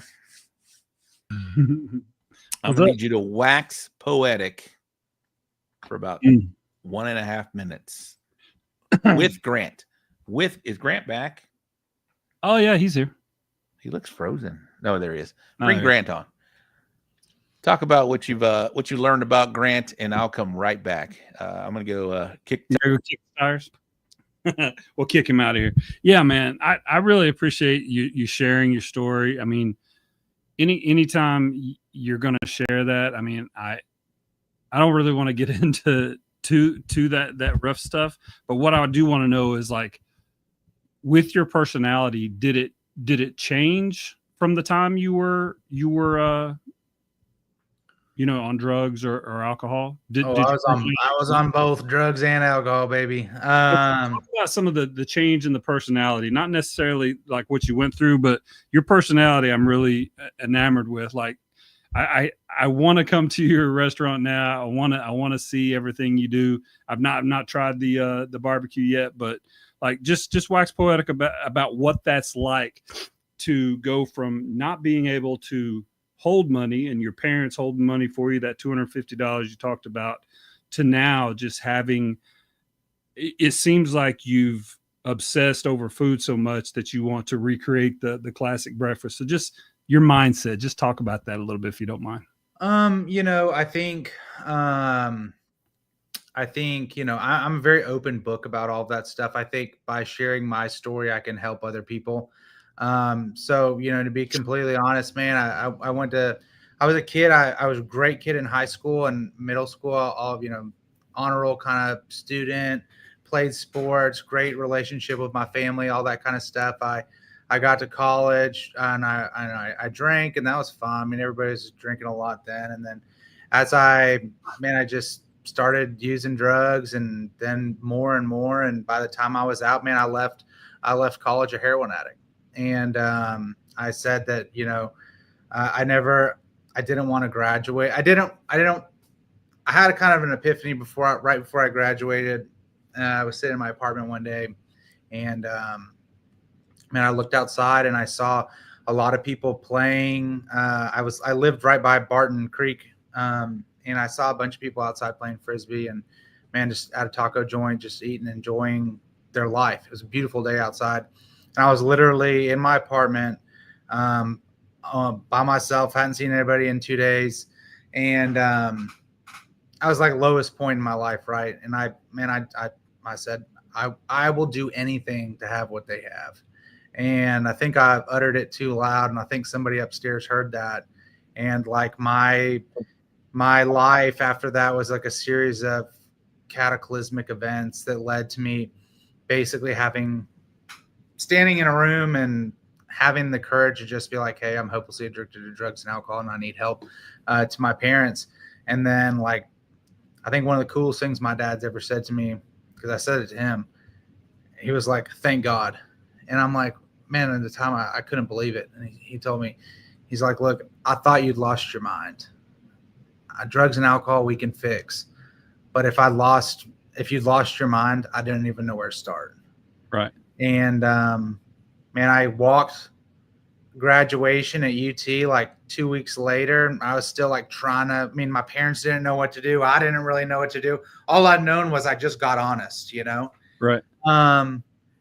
And I was so sick of just being in that spot, man. It was like, to anybody on the outside that's never experienced that, it's like being stuck on a hamster wheel and you cannot get off. And it's such a vicious cycle.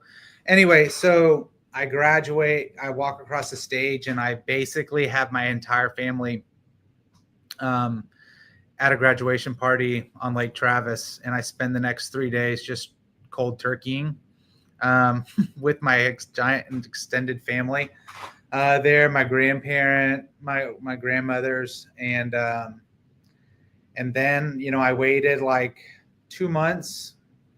I tried to just do no drugs and keep drinking.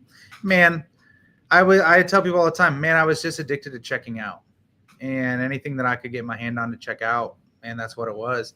And so like my official sobriety date is July 7th, 2013. And I checked myself into rehab after trying not to drink for a couple months, and I went and I drank, and I'm like, man, why the hell did I do that? I didn't want to do this. And I said, something's wrong with me. And I said, you know, I drink because I'm happy. I drink because I'm sad. I drink because I'm mad. I'm drink at people. If I'm not supposed to drink and I know it's going to piss somebody off, I'll drink. And I said, this can't be how normal people think. And man, I said, when I went to rehab, that was the best 30 days of my life. I figured out why I was. And it made me realize that, like, back when I was a kid, man, I'd always been this way. It's just I hadn't found that yet. And explained so much about who I am. And it really kind of changed my whole outlook on life. You know, I said earlier, if the worst thing that happens is I fail at something, man, no big deal. That's just an ego and a pride thing. I've already been there. I've been at the lowest spot. I've been lower than most people ever have. And everything that I have right now and I work for, man, it's all for joy, you know? And I think that that's like the greatest weapon in my quiver is that, man, I don't really give a shit about failure. And my whole mission in doing barbecue is I want to make people happy. I want to make people that work for me happy. I want to make people that come to my restaurant happy. And that's why I'm in it, man. I could go do a million different things, but I love barbecue and I love spreading joy to people. So I love to hear it, man. Thank you so much for sharing the story. I think Rob's back, but like that, this is what I hear. Like there's always someone that's doing something great in the barbecue culture. And this week we see another one. So thanks for sharing, brother. Yeah, absolutely, man. My pleasure. Powerful, man. Powerful. Grant, thank you so much for sharing that. You know, Ty, thank you for I don't know what happened when I went to go kick tires, but that was was nice to come back to you. You asked us to wax poetic. That's what we did.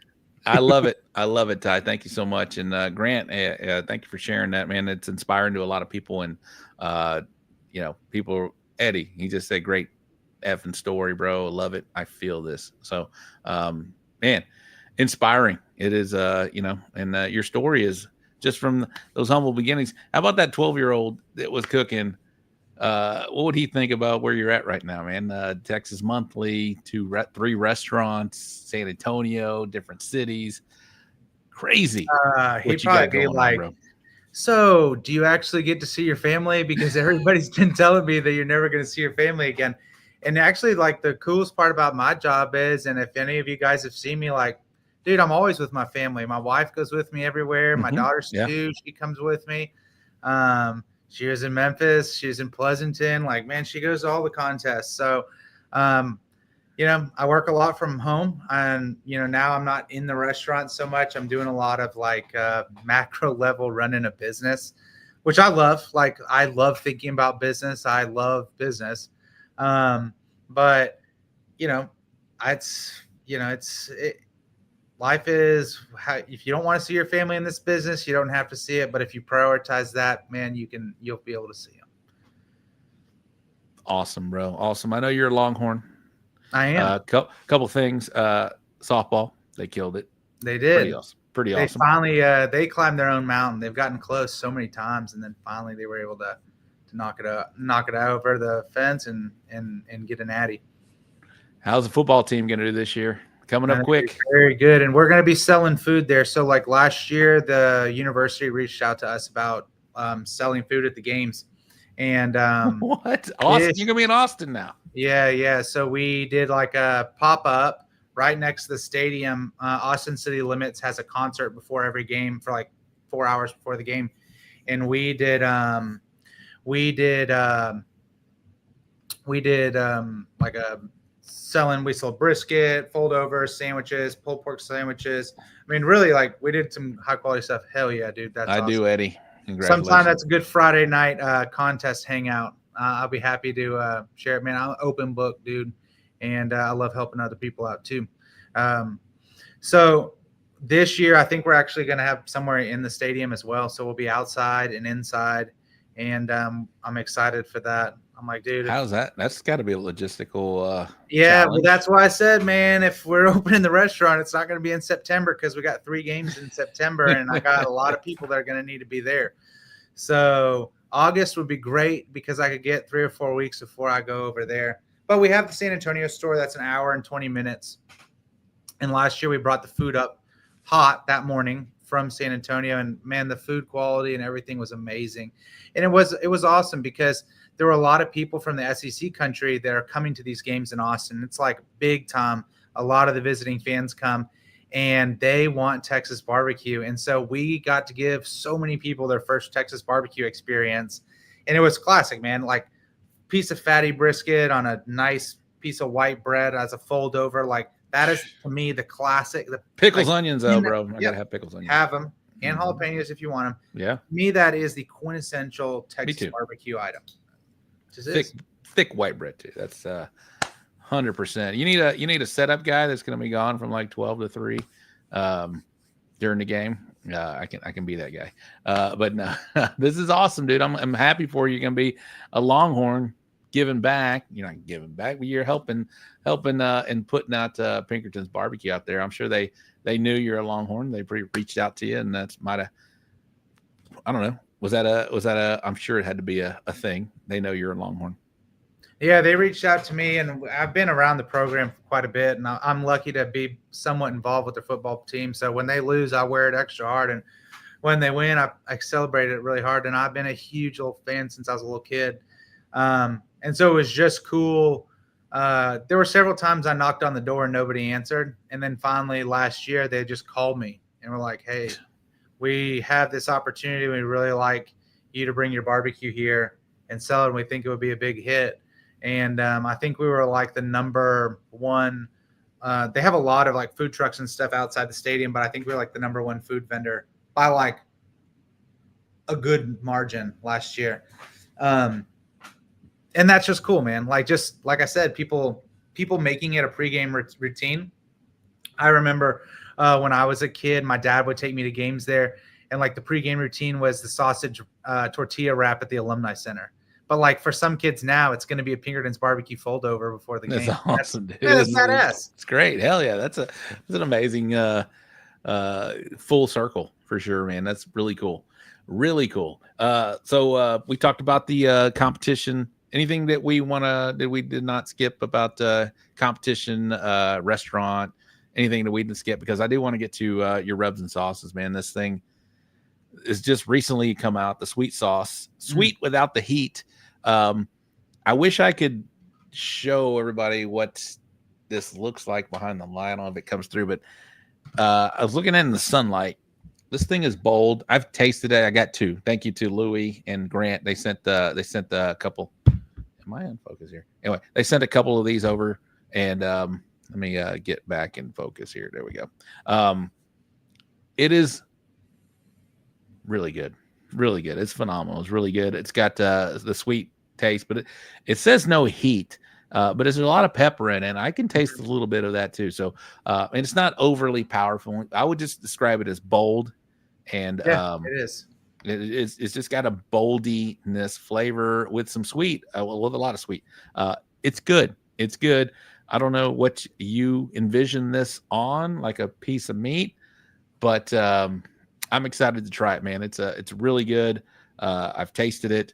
I haven't cooked with it yet, but I told my wife, I was like, we're using this on something that I've been doing pretty successful on. I'm going to completely change it and use this sweet sauce on it because it was that impressive to me, man.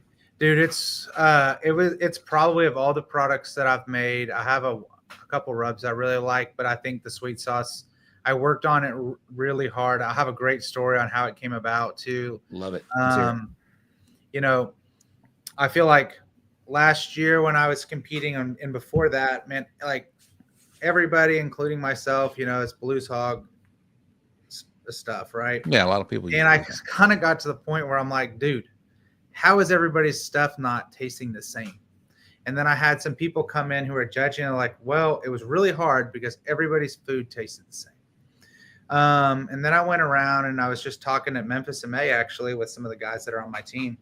And I was just kind of listening to what they had to say about some sauces that they were running. And I was similar to how I felt. And it was like a lot of the sweet sauces are too sweet. And so I'm always having to go cut them. And I'm like, yeah, I agree with that. And then, we're in Texas and man, I really like some pepper notes. Yeah, me too. And I'm like, man, I'm not the only one thinking this. I'm having these thoughts too. And now I'm hearing an echo at other places. And I tried to make a Kansas City style sauce because that's basically what Blues Hog and some of those other ones are like in the past, and no success. It's kind of, for us, at least for me, man, that was out of my wheelhouse. And so I don't know. I have a pretty good palate. And so I started just reading the ingredient panels and tasting and thinking about the flavors. And I kind of was able to decode some of those sauces, like in my head, okay, it has more of this and this and this. And like, this is kind of the hierarchy of ingredients and then the difference between dark brown sugar. Anyway, it was just like a big deep dive into the sauces. And I made, so when it was under development, we called it the G6 sauce. And we had a G1, G2, G3, G4, G5. Is that a plane? Yes. And so we stopped on G6 because it was really close. But the crazy part is that sauce has a lot of vinegar in it. And I ate so much of it so many days. Like I said, okay, I have when I do stuff like this, I call it hyper focus, and I get like almost obsessed, and I start working on things like obsessively.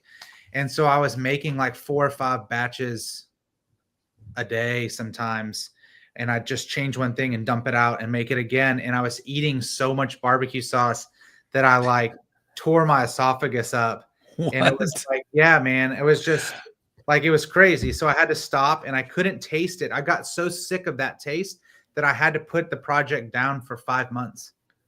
I could not taste the sauce, and I'd give it to people and they'd be like, dude, this is great. And I'd be like, it tastes like shit. It's killing me. It's literally killing me. Yeah, I'd eaten it so much. It really burnt my taste buds just completely out. And so I shelved it, and I working with my co-packer, and they're sending me, at this point, 5 months later, they're sending me some samples or whatever. And finally I get one, I put it in my refrigerator. I let it sit for a month and a half, and I take it out, and my taster's back, and I tasting it. And I'm like, man, I'm hit with like a kind of like a stroke of genius. I'm like, it needs this and it needs this. And I added it, and I turned it around and I taste it, and I like, it's fucking perfect.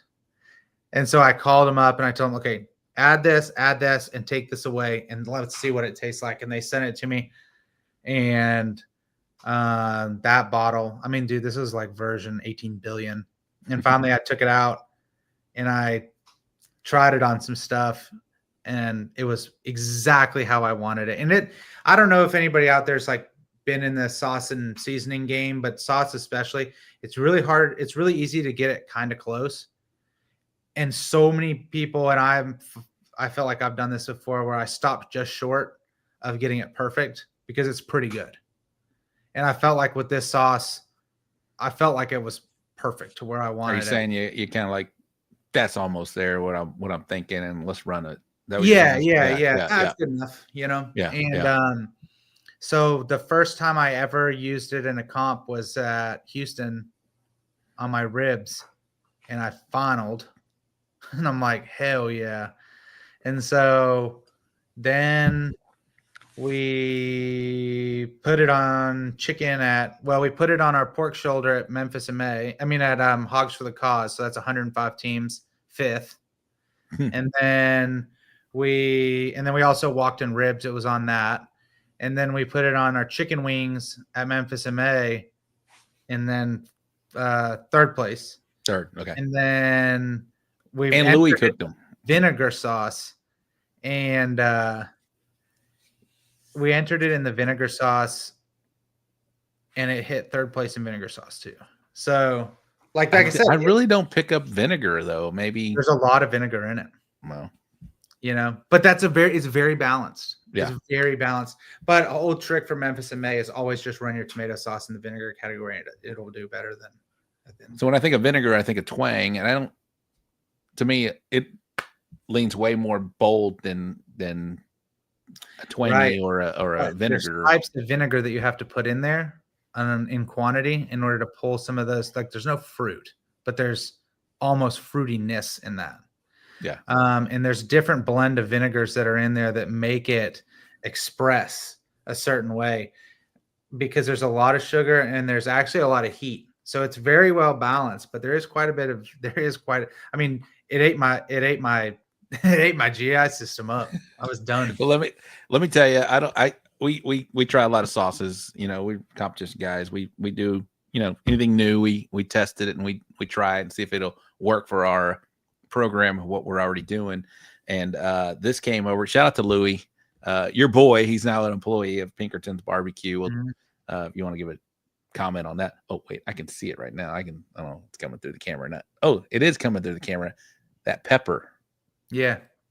That pepper right there. It looks really pretty on food. It is the color already through the bottle is just nice. And it's just nice. And that pepper comes through. Anyway, I tasted it immediately. And my wife happened to be, Diane, she was sitting on the couch and I was like, Grant just sent us this sauce. And I tried it. I said, that's really good, babe. That is really good. And then she tried it and she loved it. And then I put it in the cap. This is the one that's unopened. I got two. I put it in the cap and I was just almost drinking it like a shot. I was like, this is really freaking good. And yeah, we've been doing well in a category, but I was like, you know what? Let's change it all up. We're going to use this in Rosenke this weekend. So can't wait to hopefully it gets great results. Hopefully the judges love it as much as I love it. And we'll see how it does. And I'll be 100% ready to share it with you once we get results. And then, no, it's really good. What's up, John Turner? Finally got done adulting. He's in the house at Chopping Block. Thank you very much. Yeah. So it's, man, you hit a home run, bro. You really did. You hit a home run with this sauce. Again, it's come and eat it. Grant Pinkerton, you can find it at the barbecue store for sure. You can find it at his restaurants in Houston and San Antonio. ComeandEat.com has it. ComeandEat.com on his website. It says sweet without the heat. And it doesn't have a lot of heat, but that pepper, it shines through, bro. It's very peppery. And I think it's going to look really good on pork, ribs, whatever the hell you want to put on it. It's good stuff, man. It's good in all categories. I've used it on brisket. I've used it on ribs. I've used it on pork, and I've used it on chicken, and it's hit on every single one. Taco killers of that sauce is a lot of emojis. Mind blowing. It had some good results last weekend in Smoke in the Mountains. Chicken, ribs, and pork. Yeah, Smoke on the Mountain. It got ran several times at Smoke on the Mountains by several different teams, and they all did well. Is that Lujan? Is his last name Lujan? Albert? Yes. Okay. Yeah, I saw him commenting earlier. I was like, I think that's Taco Killer. Very nice. Sean Trainer, may have to run it this weekend. It mixes really well. You can use it straight out of the bottle, but you can use it and you can take it so many different directions. Viscosity, I like to say that word, just because I think I know what I'm talking about. A little thick, which is fine. I like it, but you can heat it up if you need to, thin it down a little bit. It's good stuff. Good job, man. I'm excited for you. I'm excited for that deal. Anything that we failed? I have a new sauce that's under development that I hope is going to be as good as that one. Louis tried it today. I don't know if Louis is on here, but I'm excited about that one. Sergio Chapa said, yeah, 4th ribs in Fort Davis. He used it. Good stuff. All right, Louis, are you still here, Louis? You better be. Your boss is on. You better at least be on. Come on, Louis. He's texting me. So we'll see. So you got a sauce under development. We in third stage, fourth stage, final stage. Where we at? This will be I'm on version 3. Okay. 4, and it will be smokier, but it will follow that sweet sauce kind of path, but it will be a little smokier and probably, really geared to like maybe winter pork and brisket. I'm a little disappointed there's no G6 on this thing. Somewhere I know. hidden, like faint in the side there. G6. That'd have been nice. That'd have been good. Put it on your next bottle. Very cool. All right, Grant. We do Mount Rushmores. These are people that have inspired you, helped you along the way. This is going to be interesting for me to hear your Mount Rushmore. You're a restaurateur. You competition barbecue cook. You've been the whole gamut of barbecue. I feel like you've been a 12-year-old cooking. You've seen your dad cook. You've been around the barbecue world all your life for the most part. So our Mount Rushmore is people that have inspired you, helped you along the way, maybe had a hand in what you're doing today. So Ty's going to play some music, and we're gonna hear your barbecue Mount Rushmore. These are 4 people. 4 people. You get one in the gift shop. They get a nice little bobblehead. They almost made it on the mountain, but they're at the bottom of the mountain in the gift shop. So you can put that guy, and I love it. I love that bobblehead guy. But let's hear Grant Pinkerton's Mount Rushmore. All right. My number 1 is going to be my buddy Nick Wolfolk. He is definitely the guy that's really helped me develop as a hog cook, and I think he's probably one of the best hog cooks in the country, if not the best. And great dude, great friend, and a great barbecue mentor for me. And he's younger than I am, which is impressive. Nice. I think I put old Purvis on there. He's helped me a lot. I'm not in the game all the time, but he's definitely a guy that I can always pick up the phone and talk shop with. And I respect. I definitely respect his game from a social media standpoint too. Oh yeah. So, he's a great cook and a great dude, and that's an easy answer for me. From a restaurant, I always like to put a restaurant operator in there, and I think one guy that I think is just legendary is Wayne Mueller, that runs Louis Mueller Meat Now. And I met him very early on in my barbecue journey, and he had some very, very wise words of wisdom for me, kind of embarking on my journey, and has always been super helpful for me in anything that I needed. So he'd definitely be on there. And then, let's see, 4th person, barbecue Mount Rushmore. These are people that have helped me, or I look up to, or somebody that you want to put on your own mountain, man, that's helped shape you, who you are, maybe inspired you or helped you along the way, or whatever it may be. Oh, dude, my wife's got to go on there. Okay. I don't know if anybody's put their wife on there before, but not only basically does she help me do a lot of this stuff, she's also like the willing taste tester of a million projects that I've done, and brutally honest with me. And being in this business is not, I said it's really, you can be with your family as much as possible, but she makes that possible. So now I guess I got one in the gift shop. They get their own little bobblehead. Man, I want to put Louis in the gift shop, but he doesn't deserve that. Let's see.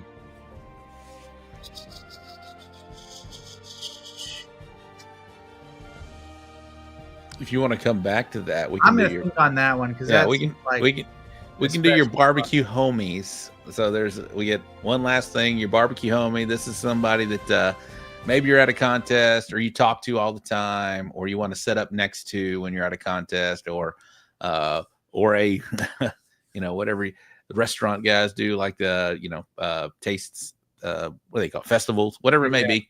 Who's your barbecue homie that you want to set up next to or want to be around, or Man, talk I to. told we were having meetings at my house, and I told Louis that I'm going to slide him into this spot because I'm paying for my friends these days, and I paid him to be my barbecue homie. Louis Gonzalez. So, unfortunately, for better or for worse, he is the barbecue homie.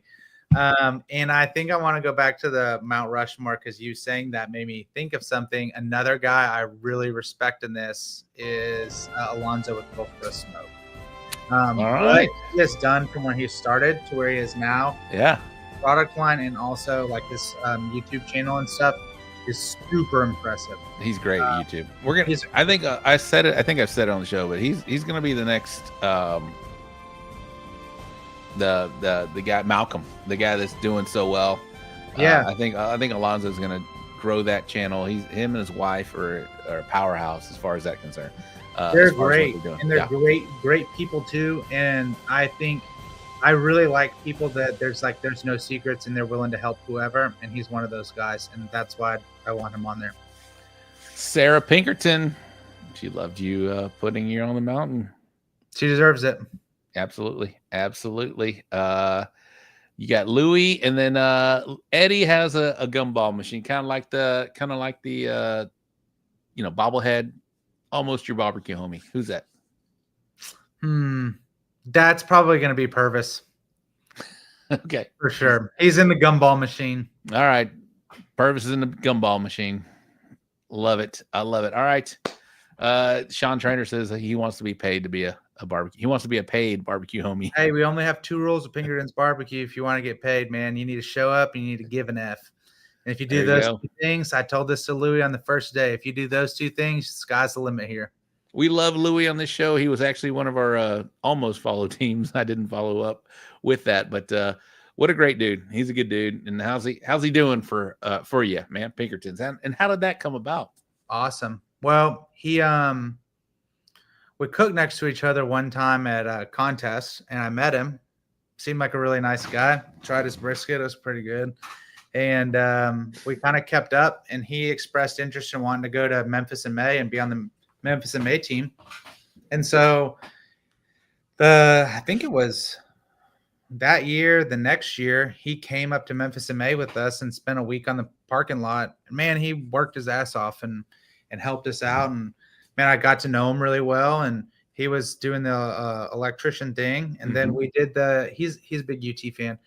And we were doing the UT thing last year at the stadium. And I called him up because I was thinking, man, I'm going to need somebody to drive maybe a trailer from San Antonio to Austin. And I didn't really trust any of my employees at the time. I'm like, hey, dude, you want to make some extra cash on the weekends and help me out with this pop-up we're doing outside the stadium? And he's like, oh, hell yeah, that'd be awesome. So he came and worked with us. And that was that's not like the easiest work. You know, it's like 105 degrees outside and we're slinging food out there. It's a huge tailgate is what you're doing. Yes. And he like loved it. And I'm like, man, are you sure you don't want to work in the food business? And he's like, whoa, I can come in. And then he started, I started asking him because he was an electrician. I'm like, hey, you think you could come over and look at this oiler pit that I got that's not working right now? And he's like, yeah, man, I'll go, replace some parts on it. So he was around the restaurant fixing stuff for me. And then he's like, think I could pick up a couple shifts on the weekend? And then he got sucked in. And I don't know, maybe it's like me. It's like, dude, I can make money doing something I love to do. And we worked well together doing the pit stuff. And, sometimes I've worked with some people in this business that like, man, it's constant, not butting heads so much as just, you either feel like you're dragging somebody along or this, that, and the other. And there's other people that it's really easy to cook with. I'm sure you've experienced the same thing. Yeah. And he's one of those people that like our brains work a little similar. And he's a really easy guy to cook with. And since I can't be multiple places at once, I'm like, dude, I think this is a good spot for you to work in barbecue operations with me, especially if we're a growing company. Like we need more people that can think like this and implement stuff. So he's on board now. Love it. Sounds like he's got a great opportunity and position with you, man. That's awesome. He's doing great. That's good. Way to go, Louis. Good job. And Eddie says, yeah, because he wasn't making money competing. Nobody is. Good point. Grant, hey, be quiet there, bro. Yeah, my wife is watching. This is awesome, bro. We do some rate my boxes, and we're getting late in the hour because it's been such a great interview, Grant. We've been talking nonstop for almost 2 hours now, and it's been a superb interview, and I appreciate you coming on the show and being a sponsor of the show, but more importantly, just sharing your story and talking about everything. Ty, get in here. What do you think, Ty? Rate my box is my favorite segment. We've got 7 boxes ready, but yeah, I love the show. Like I text you already. I want to. Me and Rob are going to make a road trip, and we're going to come eat at one of the restaurants somewhere. I don't know whichever one Rob wants to go to. We're going to come. All right, eat. Grant just said rate my boxes is his favorite segment. It is. I was telling Ty earlier. I'm like, man, I don't always watch live, but I always tune in, and I will make sure to fast forward to rate my box and just watch you get a roast. All right, well then, can we go a little longer? For me, that's fine. Yeah. Okay, we'll go 30 more minutes, and we're gonna do how many boxes we got, Ty? You guys said 7?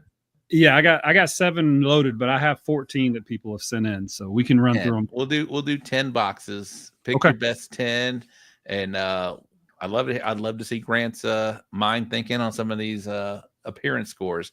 All right, Gooder Gang, 50 deep still. I love it. 2 hours in, we're gonna go with Grant Pinkerton from Pinkerton's Barbecue and Come and Eat It Competition Barbecue, and we're gonna rate your boxes. In here, you can get in here as well. But you guys know what we do. We put a box on the screen for about 10-12 seconds, and we expect you guys and gals to rate them on a scale of 10 is excellent, 9 very good, 8 is fair, 7 is poor and personal. So rate your boxes. But again, if you're gonna send boxes, put it box forward. We're looking at a side view of these things. So all right, here we go. Gooder Gang, do your thing before Grant and I rate them. Samantha Cherry's first in with a 9. What's up, Samantha? How are you? James Minotti, new sponsor for 25. 26, thank you, James Minotti. That's Minotti Woodcrafters with a 9. Lisa Kennemer with a 9. Daddy Dutch with a 9. Eddie, wow, Eddie with a 9. He's excited to go to Washington. Feeling pretty nice right now. 8, needs more bass boating. Sean Trainer, 9, because I had to turn my phone off. Okay. AJ George will be the guest next week. Next week, AJ George with Okie Folks Barbecue will be our guest. Killing it. Somebody says stop saying killing it. I'm just keep saying killing it. 9. All right. Grant Pinkerton, I'll let you go first here. What do you think about this rib box? And again, we're looking at the side view. It's not a front end, but I mean, to be honest, I would be closer to an 8 than a 9. I would be disappointed if that was my box. Okay. Why? Well, one, it looks like there's just sauce streaked right down the middle of those ribs. There's also like something weird going, like it looks like a piece of like vegetable or cartilage or something hanging out. And I know that's like hyper specific, but I get really upset with myself. I see it. I get really upset with myself when like the bottom row of the lower ribs, they almost, they're real dark on the end, but they look like, that time when you bite into a rib and like almost there's like a skin on top of it. Yeah. It comes off, man. It looks like that's going to happen. I'm going to agree with you. I'm going to give it an 8. I know a lot of the Gooder Gang gave it a 9. I don't agree with them. I mean, look at those 2 front slices. Are pretty thick. The ones on the left and right of it are very thin. They're not the same size. I do see that cartilage you're talking about. And I like to flip that bottom or the top rack over. I like to see the toes. We call them toenails. I like to see them on the top, not the bottom. But the viscosity of these, some are saucy, some are dry. And again, the cuts are not the same. It's an 8 for me. Sorry, whoever's box this was. Next box, please.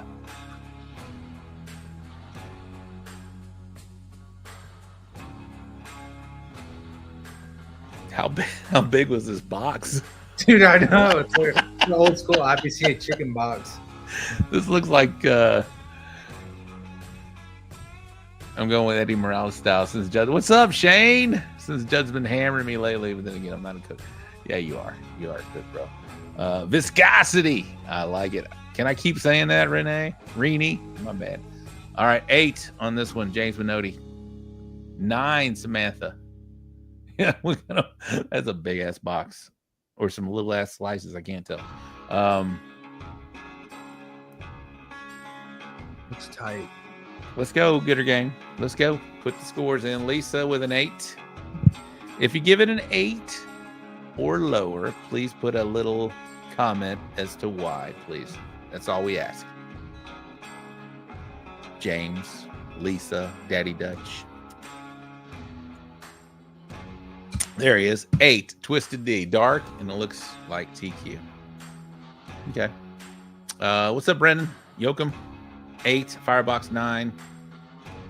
8 looks dry. I'll go first here. If I'm just judging the brisket, I'm not going to kill it. It doesn't look bad to me. I'm going to give it a 9. It's pretty symmetrical. That box is just throwing me off. The thing looks super wide on here. I don't even mind the fat on the bottom. It's not cement like 1, 2, 3, 4, 5, 6. I mean, you got 10 slices in here. This is a different kind of score here. I'll still give it a 9. Go ahead, Grant. You are the brisket man. I said the same thing earlier, man. To me, it looks tight. Yeah. And I can kind of tell, and I might be totally wrong, but I can kind of tell by that fat on the bottom that is going to be a tight brisket. It's not translucent at all yet. And I don't love. It looked like it was trimmed way too narrow in like a brisket caddy, and then they dropped it in there. It's just not very impressive. If I opened the box up and that's what was sitting there for me, and I wouldn't be very excited to eat it. And to me, that's the difference between the 8 side of a 9 and a 9. Me too, Brendan. I'm confused as well on that one. All right, Eddie says 8 looks tight. All right, next box tie, please.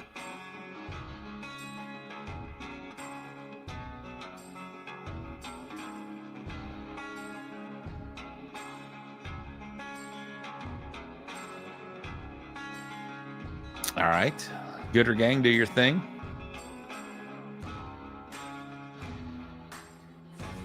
Grant already knows Poker Face. He's doing great on this one right now. Samantha Cherry, 10. Easy Top Fan, 9.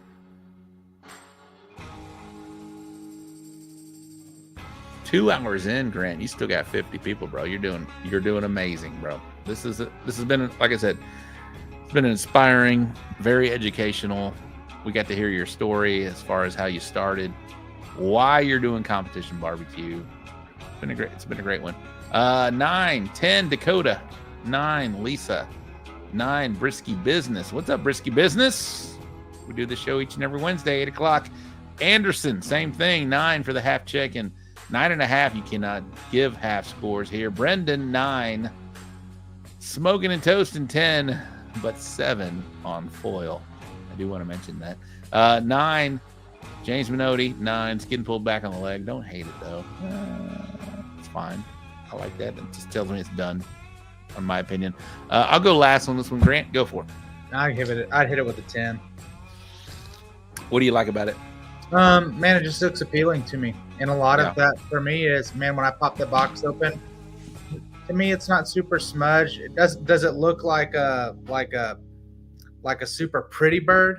No. But man, there's really nothing wrong with it. I kind of like it's like almost like one of those good backyard style birds. I like it.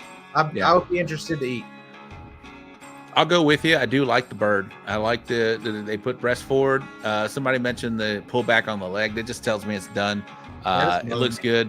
The viscosity is good. I mean, I like a baked in chicken. I can see some bass boating on here. The wing tip, which I'm not a fan of, is pretty much hidden.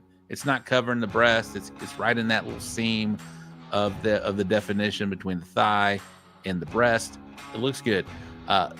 Sergio mentioned, Caesar mentioned, and I have to agree, this foil is throwing me off, and it's so easy to make it easier.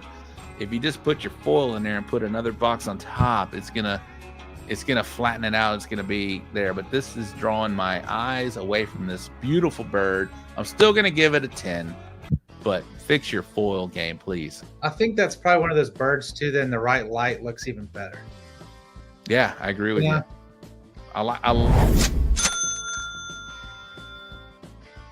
So fix that foil, please. Next. Grant, I'll let you go second on this one. Foil spot on here. That's what I did with the foil and the box. All right, Firebox. It was still great. We still gave it a 10, bro. Do they judge foil? No, you're not supposed to judge foil, but we don't want it to draw our attention like it did on that chicken. That's all. You know, you can't judge the foil, but just don't let it judge your attention from the piece of meat inside the box. All right, 8 from Samantha Cherry. Ooh, okay. Looks like Jabba the Hutt smile at me. 9.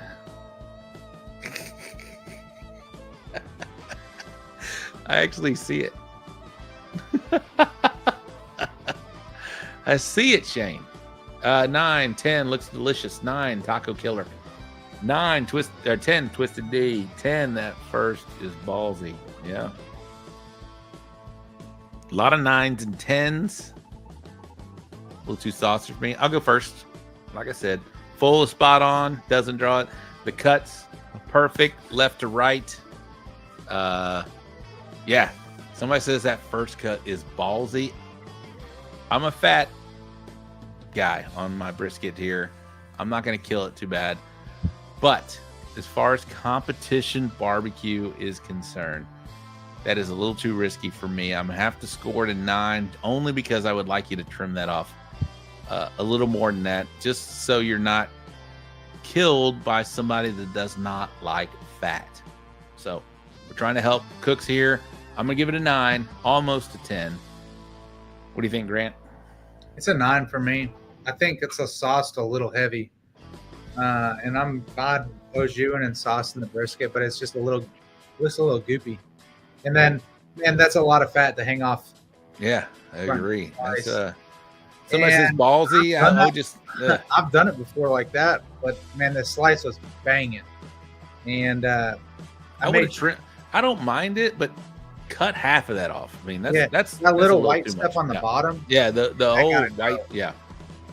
Yeah. You mentioned translucent earlier. That's not translucent. That bottom. Correct. Yeah. All right. Was that anybody want to claim it? Was that Bernie's box? Was that Turner's box? I'm always point first. All right, next.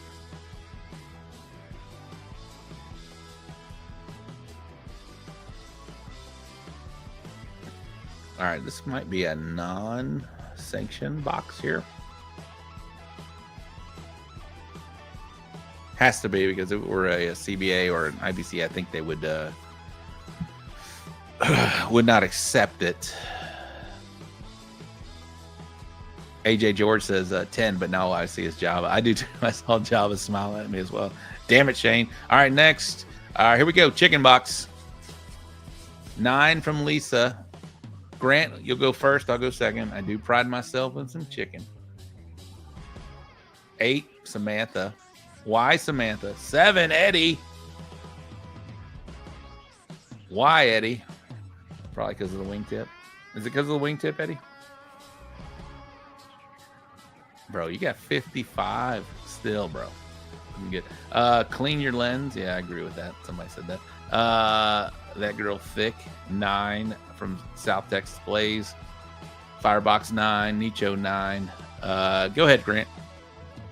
I would like a little more light on the subject, but I think I would go. I'm between 8 and a 9, but 9. I'm going to be generous and give it a 9, but that wingtip is massive compared. The chilled chicken just freaks me out because it looks like a little baseball. I mean, look how big the wingtip is versus the breast. It's pretty. It's huge. Yeah. Are you team wingtip or team And no I wingtip? usually cut them off. All right, there you go, bro. There's my boy. Team no wingtip. Yeah, this wingtip right here, it is covering up everything you want the judge to see. And that beautiful breast. Just cut it off. It does no good. Does no good here. Cut it off. If you can tuck it back, or like that other one was, put it right in the seam between the breast and the thigh, I'm okay with it. This one right here is doing nothing but covering up some beautiful breast here. It's done. That said, I do like the bass boating.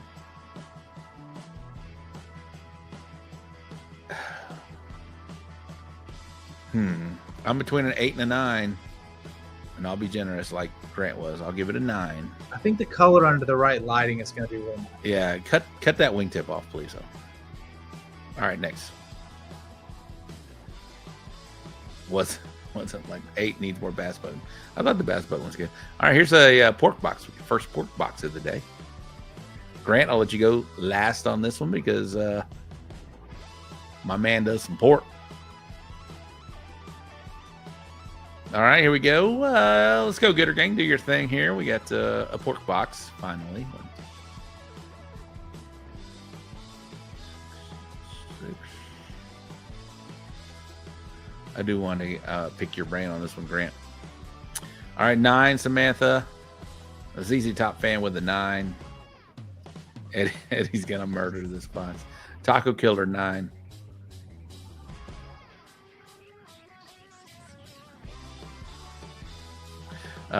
Twisted D, 10. Maybe his box. 9 from Sean. 9, Lisa. South Texas Blaze with a 9. 9, a little uneven from Brendan Yoakum. All right, I'll go first here. Can't give it a 10 just because the money muscles on either side, they veer to the right at the very end. They're not straight up. Even the very first 2 slices that I see, the one on the left looks more like a money muscle. The one on the right, trim that bottom piece off and just make it a true money. It would do much better appearance for you. And the pulled in the middle does not match the sides. They did not match the color. It looks completely different. It looks like there's 2 different cuts of pig here.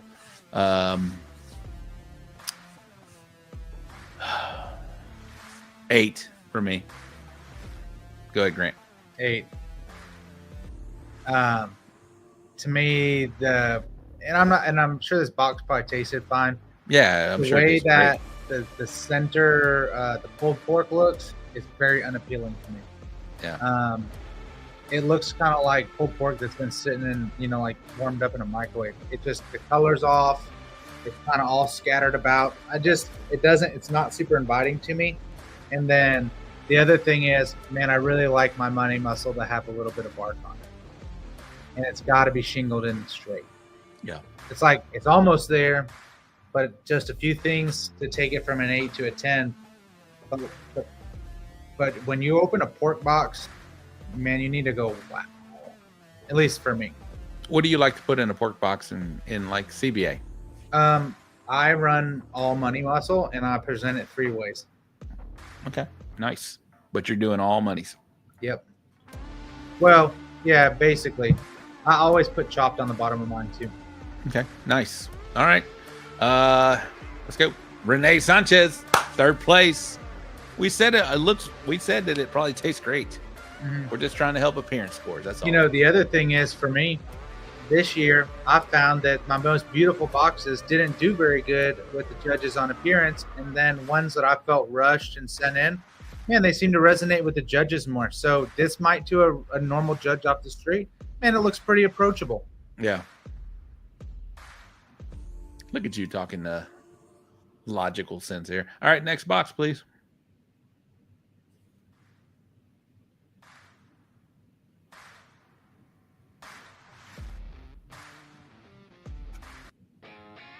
All right, I'll go second on this one because I do fancy myself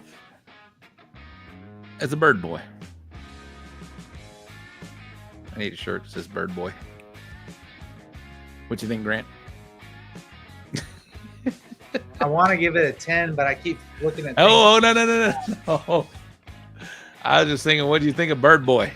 Oh, well, it looks like I went first. So. CB, Dirty Smoke in the house. That guy is, you know CB? No. No, he's a West Texas guy, Uvalde, Texas. Good. Oh, nice. Solid. Lisa 8, CZ Top Fan 9, Anderson, welcome to the show. We do the show each and every Wednesday, 8 o'clock. If you guys are new to the show, thank you to Grant for bringing on some new eyes to the show. If you're on YouTube, and even if you're not on YouTube, go to YouTube for me, would you please, and search So Smoking Gooder Show and subscribe to us, please. We're so close to 1,000 subscribers. All right, Cock King, thank you. I'm not the Cock King yet. 9, 10. Looks good until you see the wingtip mess things up with an 8. 9, I would eat it. Brisky Business. What's up, Brisky Business? Again, make sure you like us. And if you're watching, give the thumbs up. It matters. Hit that thumbs up, please. Please. All right, splotchy sauce work? I don't think so. Go ahead, Grant. I said I kept wanting to try to give it a 10, but I kept finding little things that I didn't really love about it. So for me, I'd give it a 9. I want to eat it. You give it a 9, but why? What's not liking? What are you not liking about? Well, right there where the leg and the breast come together, it looks like a bunch of the seasoning was smudged off right there, and then around the wingtip, and that just kind of is bothering me. And then I really like we said earlier, man. The wingtip bugs me, especially when it's kind of like burnt and sticking out like that. It's just another thing that my eye is drawn to. That's kind of like looks funky. Yeah. So I actually like this bird, and if you're gonna put a wingtip here, like I mentioned earlier, make sure it's tucked back so it's not covering the breast. This one is not covering the breast. And if you're gonna have a wingtip, burn that motherfucker, because to me that just tells the judges that it's cooked. I do love the viscosity of this bird here. I do love the bass boating here. I see a lot of pepper here. I don't see a sauciness. It looks like this sauce is bass boating. Yeah, bass boating. I see that this sauce is kind of baked in here. The only thing I would say to this cook here is turn that breast 90 degrees over. I want to see that breast forward, not leg forward. So when you open that box, I want to see the breast forward and the leg the opposite way, not the way it is this way. Still going to give it a 10, but you can do better. Whoever this breast, if this is your chicken box, please claim it. Grant, I just like this bass boating. I like the viscosity of this. And again, tasty. I bet it looks good. I bet it tastes good. All right. Eddie says, bruh. He doesn't agree. But, hey. I'm the chicken guy. Next. How many more boxes do we have, Ty? 2 more. 2 more after this one. All right, 2 more after this one. Let's get a viscosity counter going. I just said it again. And a killing it. We need a killing it counter and a viscosity counter. Nearsighted. Move that booby closer. Yeah, I agree with you there, Shawnee. All right, rib box. Grant, you want to go first or second on this one? I don't care. I go first. All right, you go first. It's an 8 for me. I'm not feeling those ribs at all. And the bones are freaking me out, man. They look like yellow fingers. This is another 7 for. Did Eddie give that chicken a 7? I like that chicken. 8 from Sean. The seasoning looks real strange to me as well. This whole.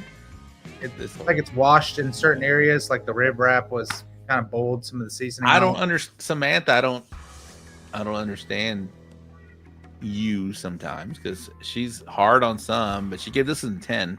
Daddy Dutch 8 from Anderson. Risky Business doesn't even score, just gave it a bad emoji. Lisa with an 8 square up the cut, a little dry looking. 8 Risky Business 8, even them up, flip them up. All right, you said you go first. Go ahead, Grant. 8. Why? I don't. How can we fix this? Well, first of all, the bones are super unappealing looking. They look like yellow fingernails hanging all over the place. Man, just immediately it's just super off-putting. And then too, it looks like the seasoning got bowled off in the rib wrap. And then they tried to reapply it later. It's just uneven. And I see that sometimes at the restaurant, and I think it's probably a personal thing with me that it really bothers me. And I would have changed the layout of how the ribs were laid in there, and I would have squared the tip off. There's just, man, it leaves a lot to be desired. You need to be off-putting. that's a Zach Galifianakis, Jennifer Lawrence thing. Anyway, that's funny. Yeah, this is not appealing to me. I'm sorry at all. 8 for me. Do the complete opposite. The bottom rack of ribs needs to be meat forward. The top rack of ribs need to flip and be toenails top. That's what I'll say here. Other than that, yeah, the color's okay. Other than that, but yeah, this thing just immediately just turned me off. It was an 8 as soon as I saw it. Next, I will say, I'm not going to say who this is unless they pop in, but I know that this was someone got their first RGP with this rib. Again, good for you, man. We're just doing appearance. I'm sure it tasted great. Probably 10 on taste and tenderness all day long.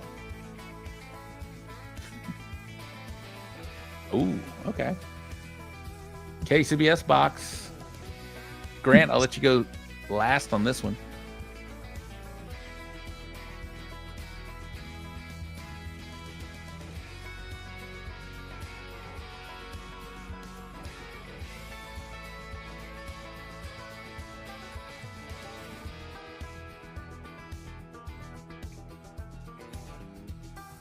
All right, good gang, do your thing. Pork box. South Texas Blaze 10. Firebox said all me. Worst call of the comp though.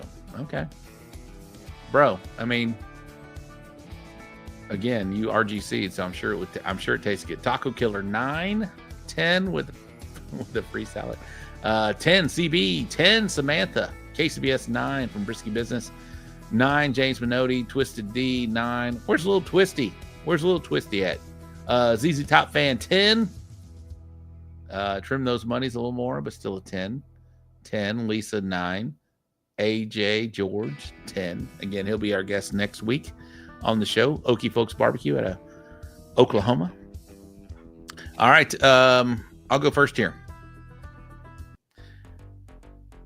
Like I said on that other box, trim that bottom off. Make them better looking monies here, but I'm still not gonna ding it for that. The color of that pulled looks appealing. It looks the same, almost the same as the monies and the chunk monies. I'll give it a 10. Grant, what you think? 10 for me. Yeah, Eddie said, yeah. You had one job on that first money. It would have been a 10 from him if you trim that. I mentioned it. I wasn't going to dock it so much, but yeah, 9 from Eddie. But if you trim that up, it's a 10 from Eddie. We'll give it a perfect box. All right. Oh, she'll be in Rosenke. Okay, cool. All right. Ooh, we can't end it on this one, Ty. But we can. Look at that foil. Hey, you got the breast pointing at you. Doesn't help it though. Somebody said, "Whoa." Let's just judge this, you and I. Foil needs some work. Like I mentioned, I don't want it drawing my attention at all. This is definitely drawing my attention here. This looks like about a 3-pound bird that was cooked a little longer than it needed to be. Too much char. 8 for me. Go ahead, Grant. Yeah, 8. I feel like that's generous too. It probably did great. It's like a backyard bird. What is that? I mean, I'm about to do a backyard class here real soon, and it better look better than that. I'm just saying. All right. It also Eddie looks said, inflated. Like Eddie it said, I know it does. It does. It looks like yeah. It's got 10 pounds of air in that motherfucker. It needs some more. Eddie said 4, 8. Poor bird. If he wants to claim that one, we can help you. But again, real quick though, foil should never draw your attention. Make sure that thing is flat as can be, up against the bottom, up against the sides. Again, that thing, it's all the first thing I saw was that crumbly foil. It looks like they put foil and just dropped the chicken in there and let it ray where it was. All right, next, Ty. We need one more box, please. Somebody says, Rob, in CB, are you allowed to fold the foil? No, it has to be unfolded and fit in the box. Okay. All right, this is definitely an unsanctioned box because there's no foil or greens in the box. All right, but we can still This is from one of the new listeners. Okay, good. This is from one of our new listeners. It's an unsanctioned box or somewhere where they don't have foil or greenery in the box here. So let's judge it on the meat itself, and I'm fine with that. All right, Gooder Gang, do your thing. New listener, let's see if we can help this person out. Grant will go last. Again, he is the brisket king here tonight. 10, Sean Trainer.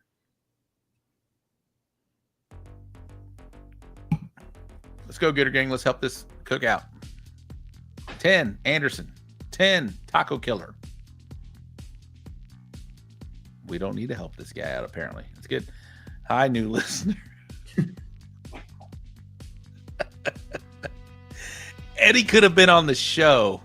We went long tonight. We're going to go 2 hours and 30 minutes. And Eddie said, no, I got to sleep. I got to pack. I got to fly out at 3 a.m. All right. 10, Nicho. 9, ZZ Top Fan. 10. Definitely not tight. A 10. A lot of 10s here. I like it. KCBS can be no garnish, not recommended, but you can do a bare box. Okay. Well, if you don't put greenery in a box. Front on the bottom's a little choppy, but still a 10. All right, a lot of 10s. 1 9, couple 9s. Looks like James Minotti. I'll go 9 if you trim the fat off the bottom, make it even. I'll go first here. I'm surprised nobody said anything about the maybe possible use of TQ here. That's the only thing that's drawing my attention. I'll give it a 9 on that. Sorry. But I do like the symmetry of every slice. The right side looks perfect. The left side looks a little crumbly and choppy. Give it a 9. Go ahead, Grant. Yeah, I can't give that a 10. It's going to be a 9 for me. At the best. The color is bothering me. It's like a little too yellow for me. Okay. It's like go back to saying, man, it's got to look like brisket. And it's starting to look a little too artificial for me. Awesome. All right. Well, let's pull those down. We're going to spend just a couple more minutes with Grant. I have a question for Grant.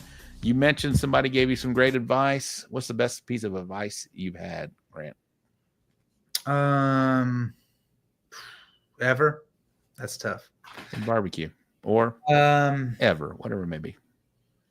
Man, one of the best barbecue pieces of advice. I was watching a cooking show one time. It was a kids cooking show. And one of the kids on there said his motto was, let it ride. And I have repeated that like 500,000 times. And more often than not, we do more damage to our barbecue by going in and fiddling with it than we do by staying the course and just letting it ride. So to whatever that little kid's name was on that show, I have carried that with me for my entire barbecue career. And it's sage wisdom that has saved me a million times from myself, because usually we're our own worst enemy. Yeah. That kid may be cooking nowadays. You never know. You got to find out who that kid is. That's pretty awesome. The fact that you say that. I have something in my head. Josh Hale said one time, if you want to be a world champion, you got to act like a world champion. You got to be a world champion. If you want to be a world champion, you got to be a world champion. Anyway, he meant like waking up early, just get up make sure you want to get up and do your thing. So anyway, all right, Grant, thank you so much, man. This has been very inspiring, very helpful to a lot of people watching, and just overall entertaining. You've been great. Shout out to your wife, Sarah, the whole crew you have at Pinkerton's Barbecue, and come and eat it. Louie, even, in fact, it's been great, man. It's been great to hear your story again, but I feel like we were more in depth today. Obviously, 2.5 hours in, still got 50 people watching, man. It's been a great show. It's been a great learning lesson for a lot of people, man. And you are inspiring. I know this whole restaurant thing and the Texas Monthly and come and eat it, and world championships and winning trophies and whatnot is maybe something you didn't think of early on, but this is your life now. It's pretty cool, man. And anybody want to give a shout out to before we let you get out of here? Me? You, man. Nobody I want to give a shout out to, but man, I love it. If you guys want to give that sweet sauce a try, if you need a bottle and doing can't afford it, send me a message. We're definitely doing it right here. It's going to be on our meats. I'm not going to say which one yet. I will tell you though after it happens. I'll tell you after. Stick around, Grant. I'll tell you after we get out of here. But thank you to Grant. If Ty will come in here, Ty. Hey, what'd you think, man? One of my favorite shows. I love getting inside the mind of people. Some people let you inside their mind. Some people don't. Some people are very guarded. I really respect your story, Grant, and thanks for sharing. Thank you for having me on here, man. I appreciate every opportunity I get to do this. Absolutely. All right, we're going to drop Grant. We're going to drop Ty, and we're going to get out of here in just a second. But I want to give a shout out to the Gooder Gang. You guys are awesome. Thank you for tuning in each and every week. I do appreciate it. You have no idea how much I appreciate it. To our sponsors like Grant, Pinkerton, and many others that are coming on board for 25 and 26, I do appreciate each and every one of you. We're going to have a full lineup once that happens on July 1st, but we still have 3 more weeks before we end this 24-25 season. So anyway, thanks for everyone that's tuning into the show. Next week, we're going to have AJ George from Okie Folks Barbecue. He'll be joining us on the show. Can't wait to get to meet him. He's been doing very well in the Outlaw Barbecue Association. So we'll have AJ George with Okie Folks Barbecue next week. Shout out to our guest tonight, Mr. Grant Pinkerton. It's been an amazing show. I think we all learned a little bit about him and what it takes to be, where he's at right now. It's pretty cool. And, the story he has, it's been very inspirational and very inspiring. All right. For my producer, Ty, for my co-host who's not here, but in the comments, Eddie Morales, my name is Rob Rocha. We'll be back next week on Wednesday night at 8:00. Case, close us out, please. Good night to all of you wonderful people in Barbecue Nation. You too, California.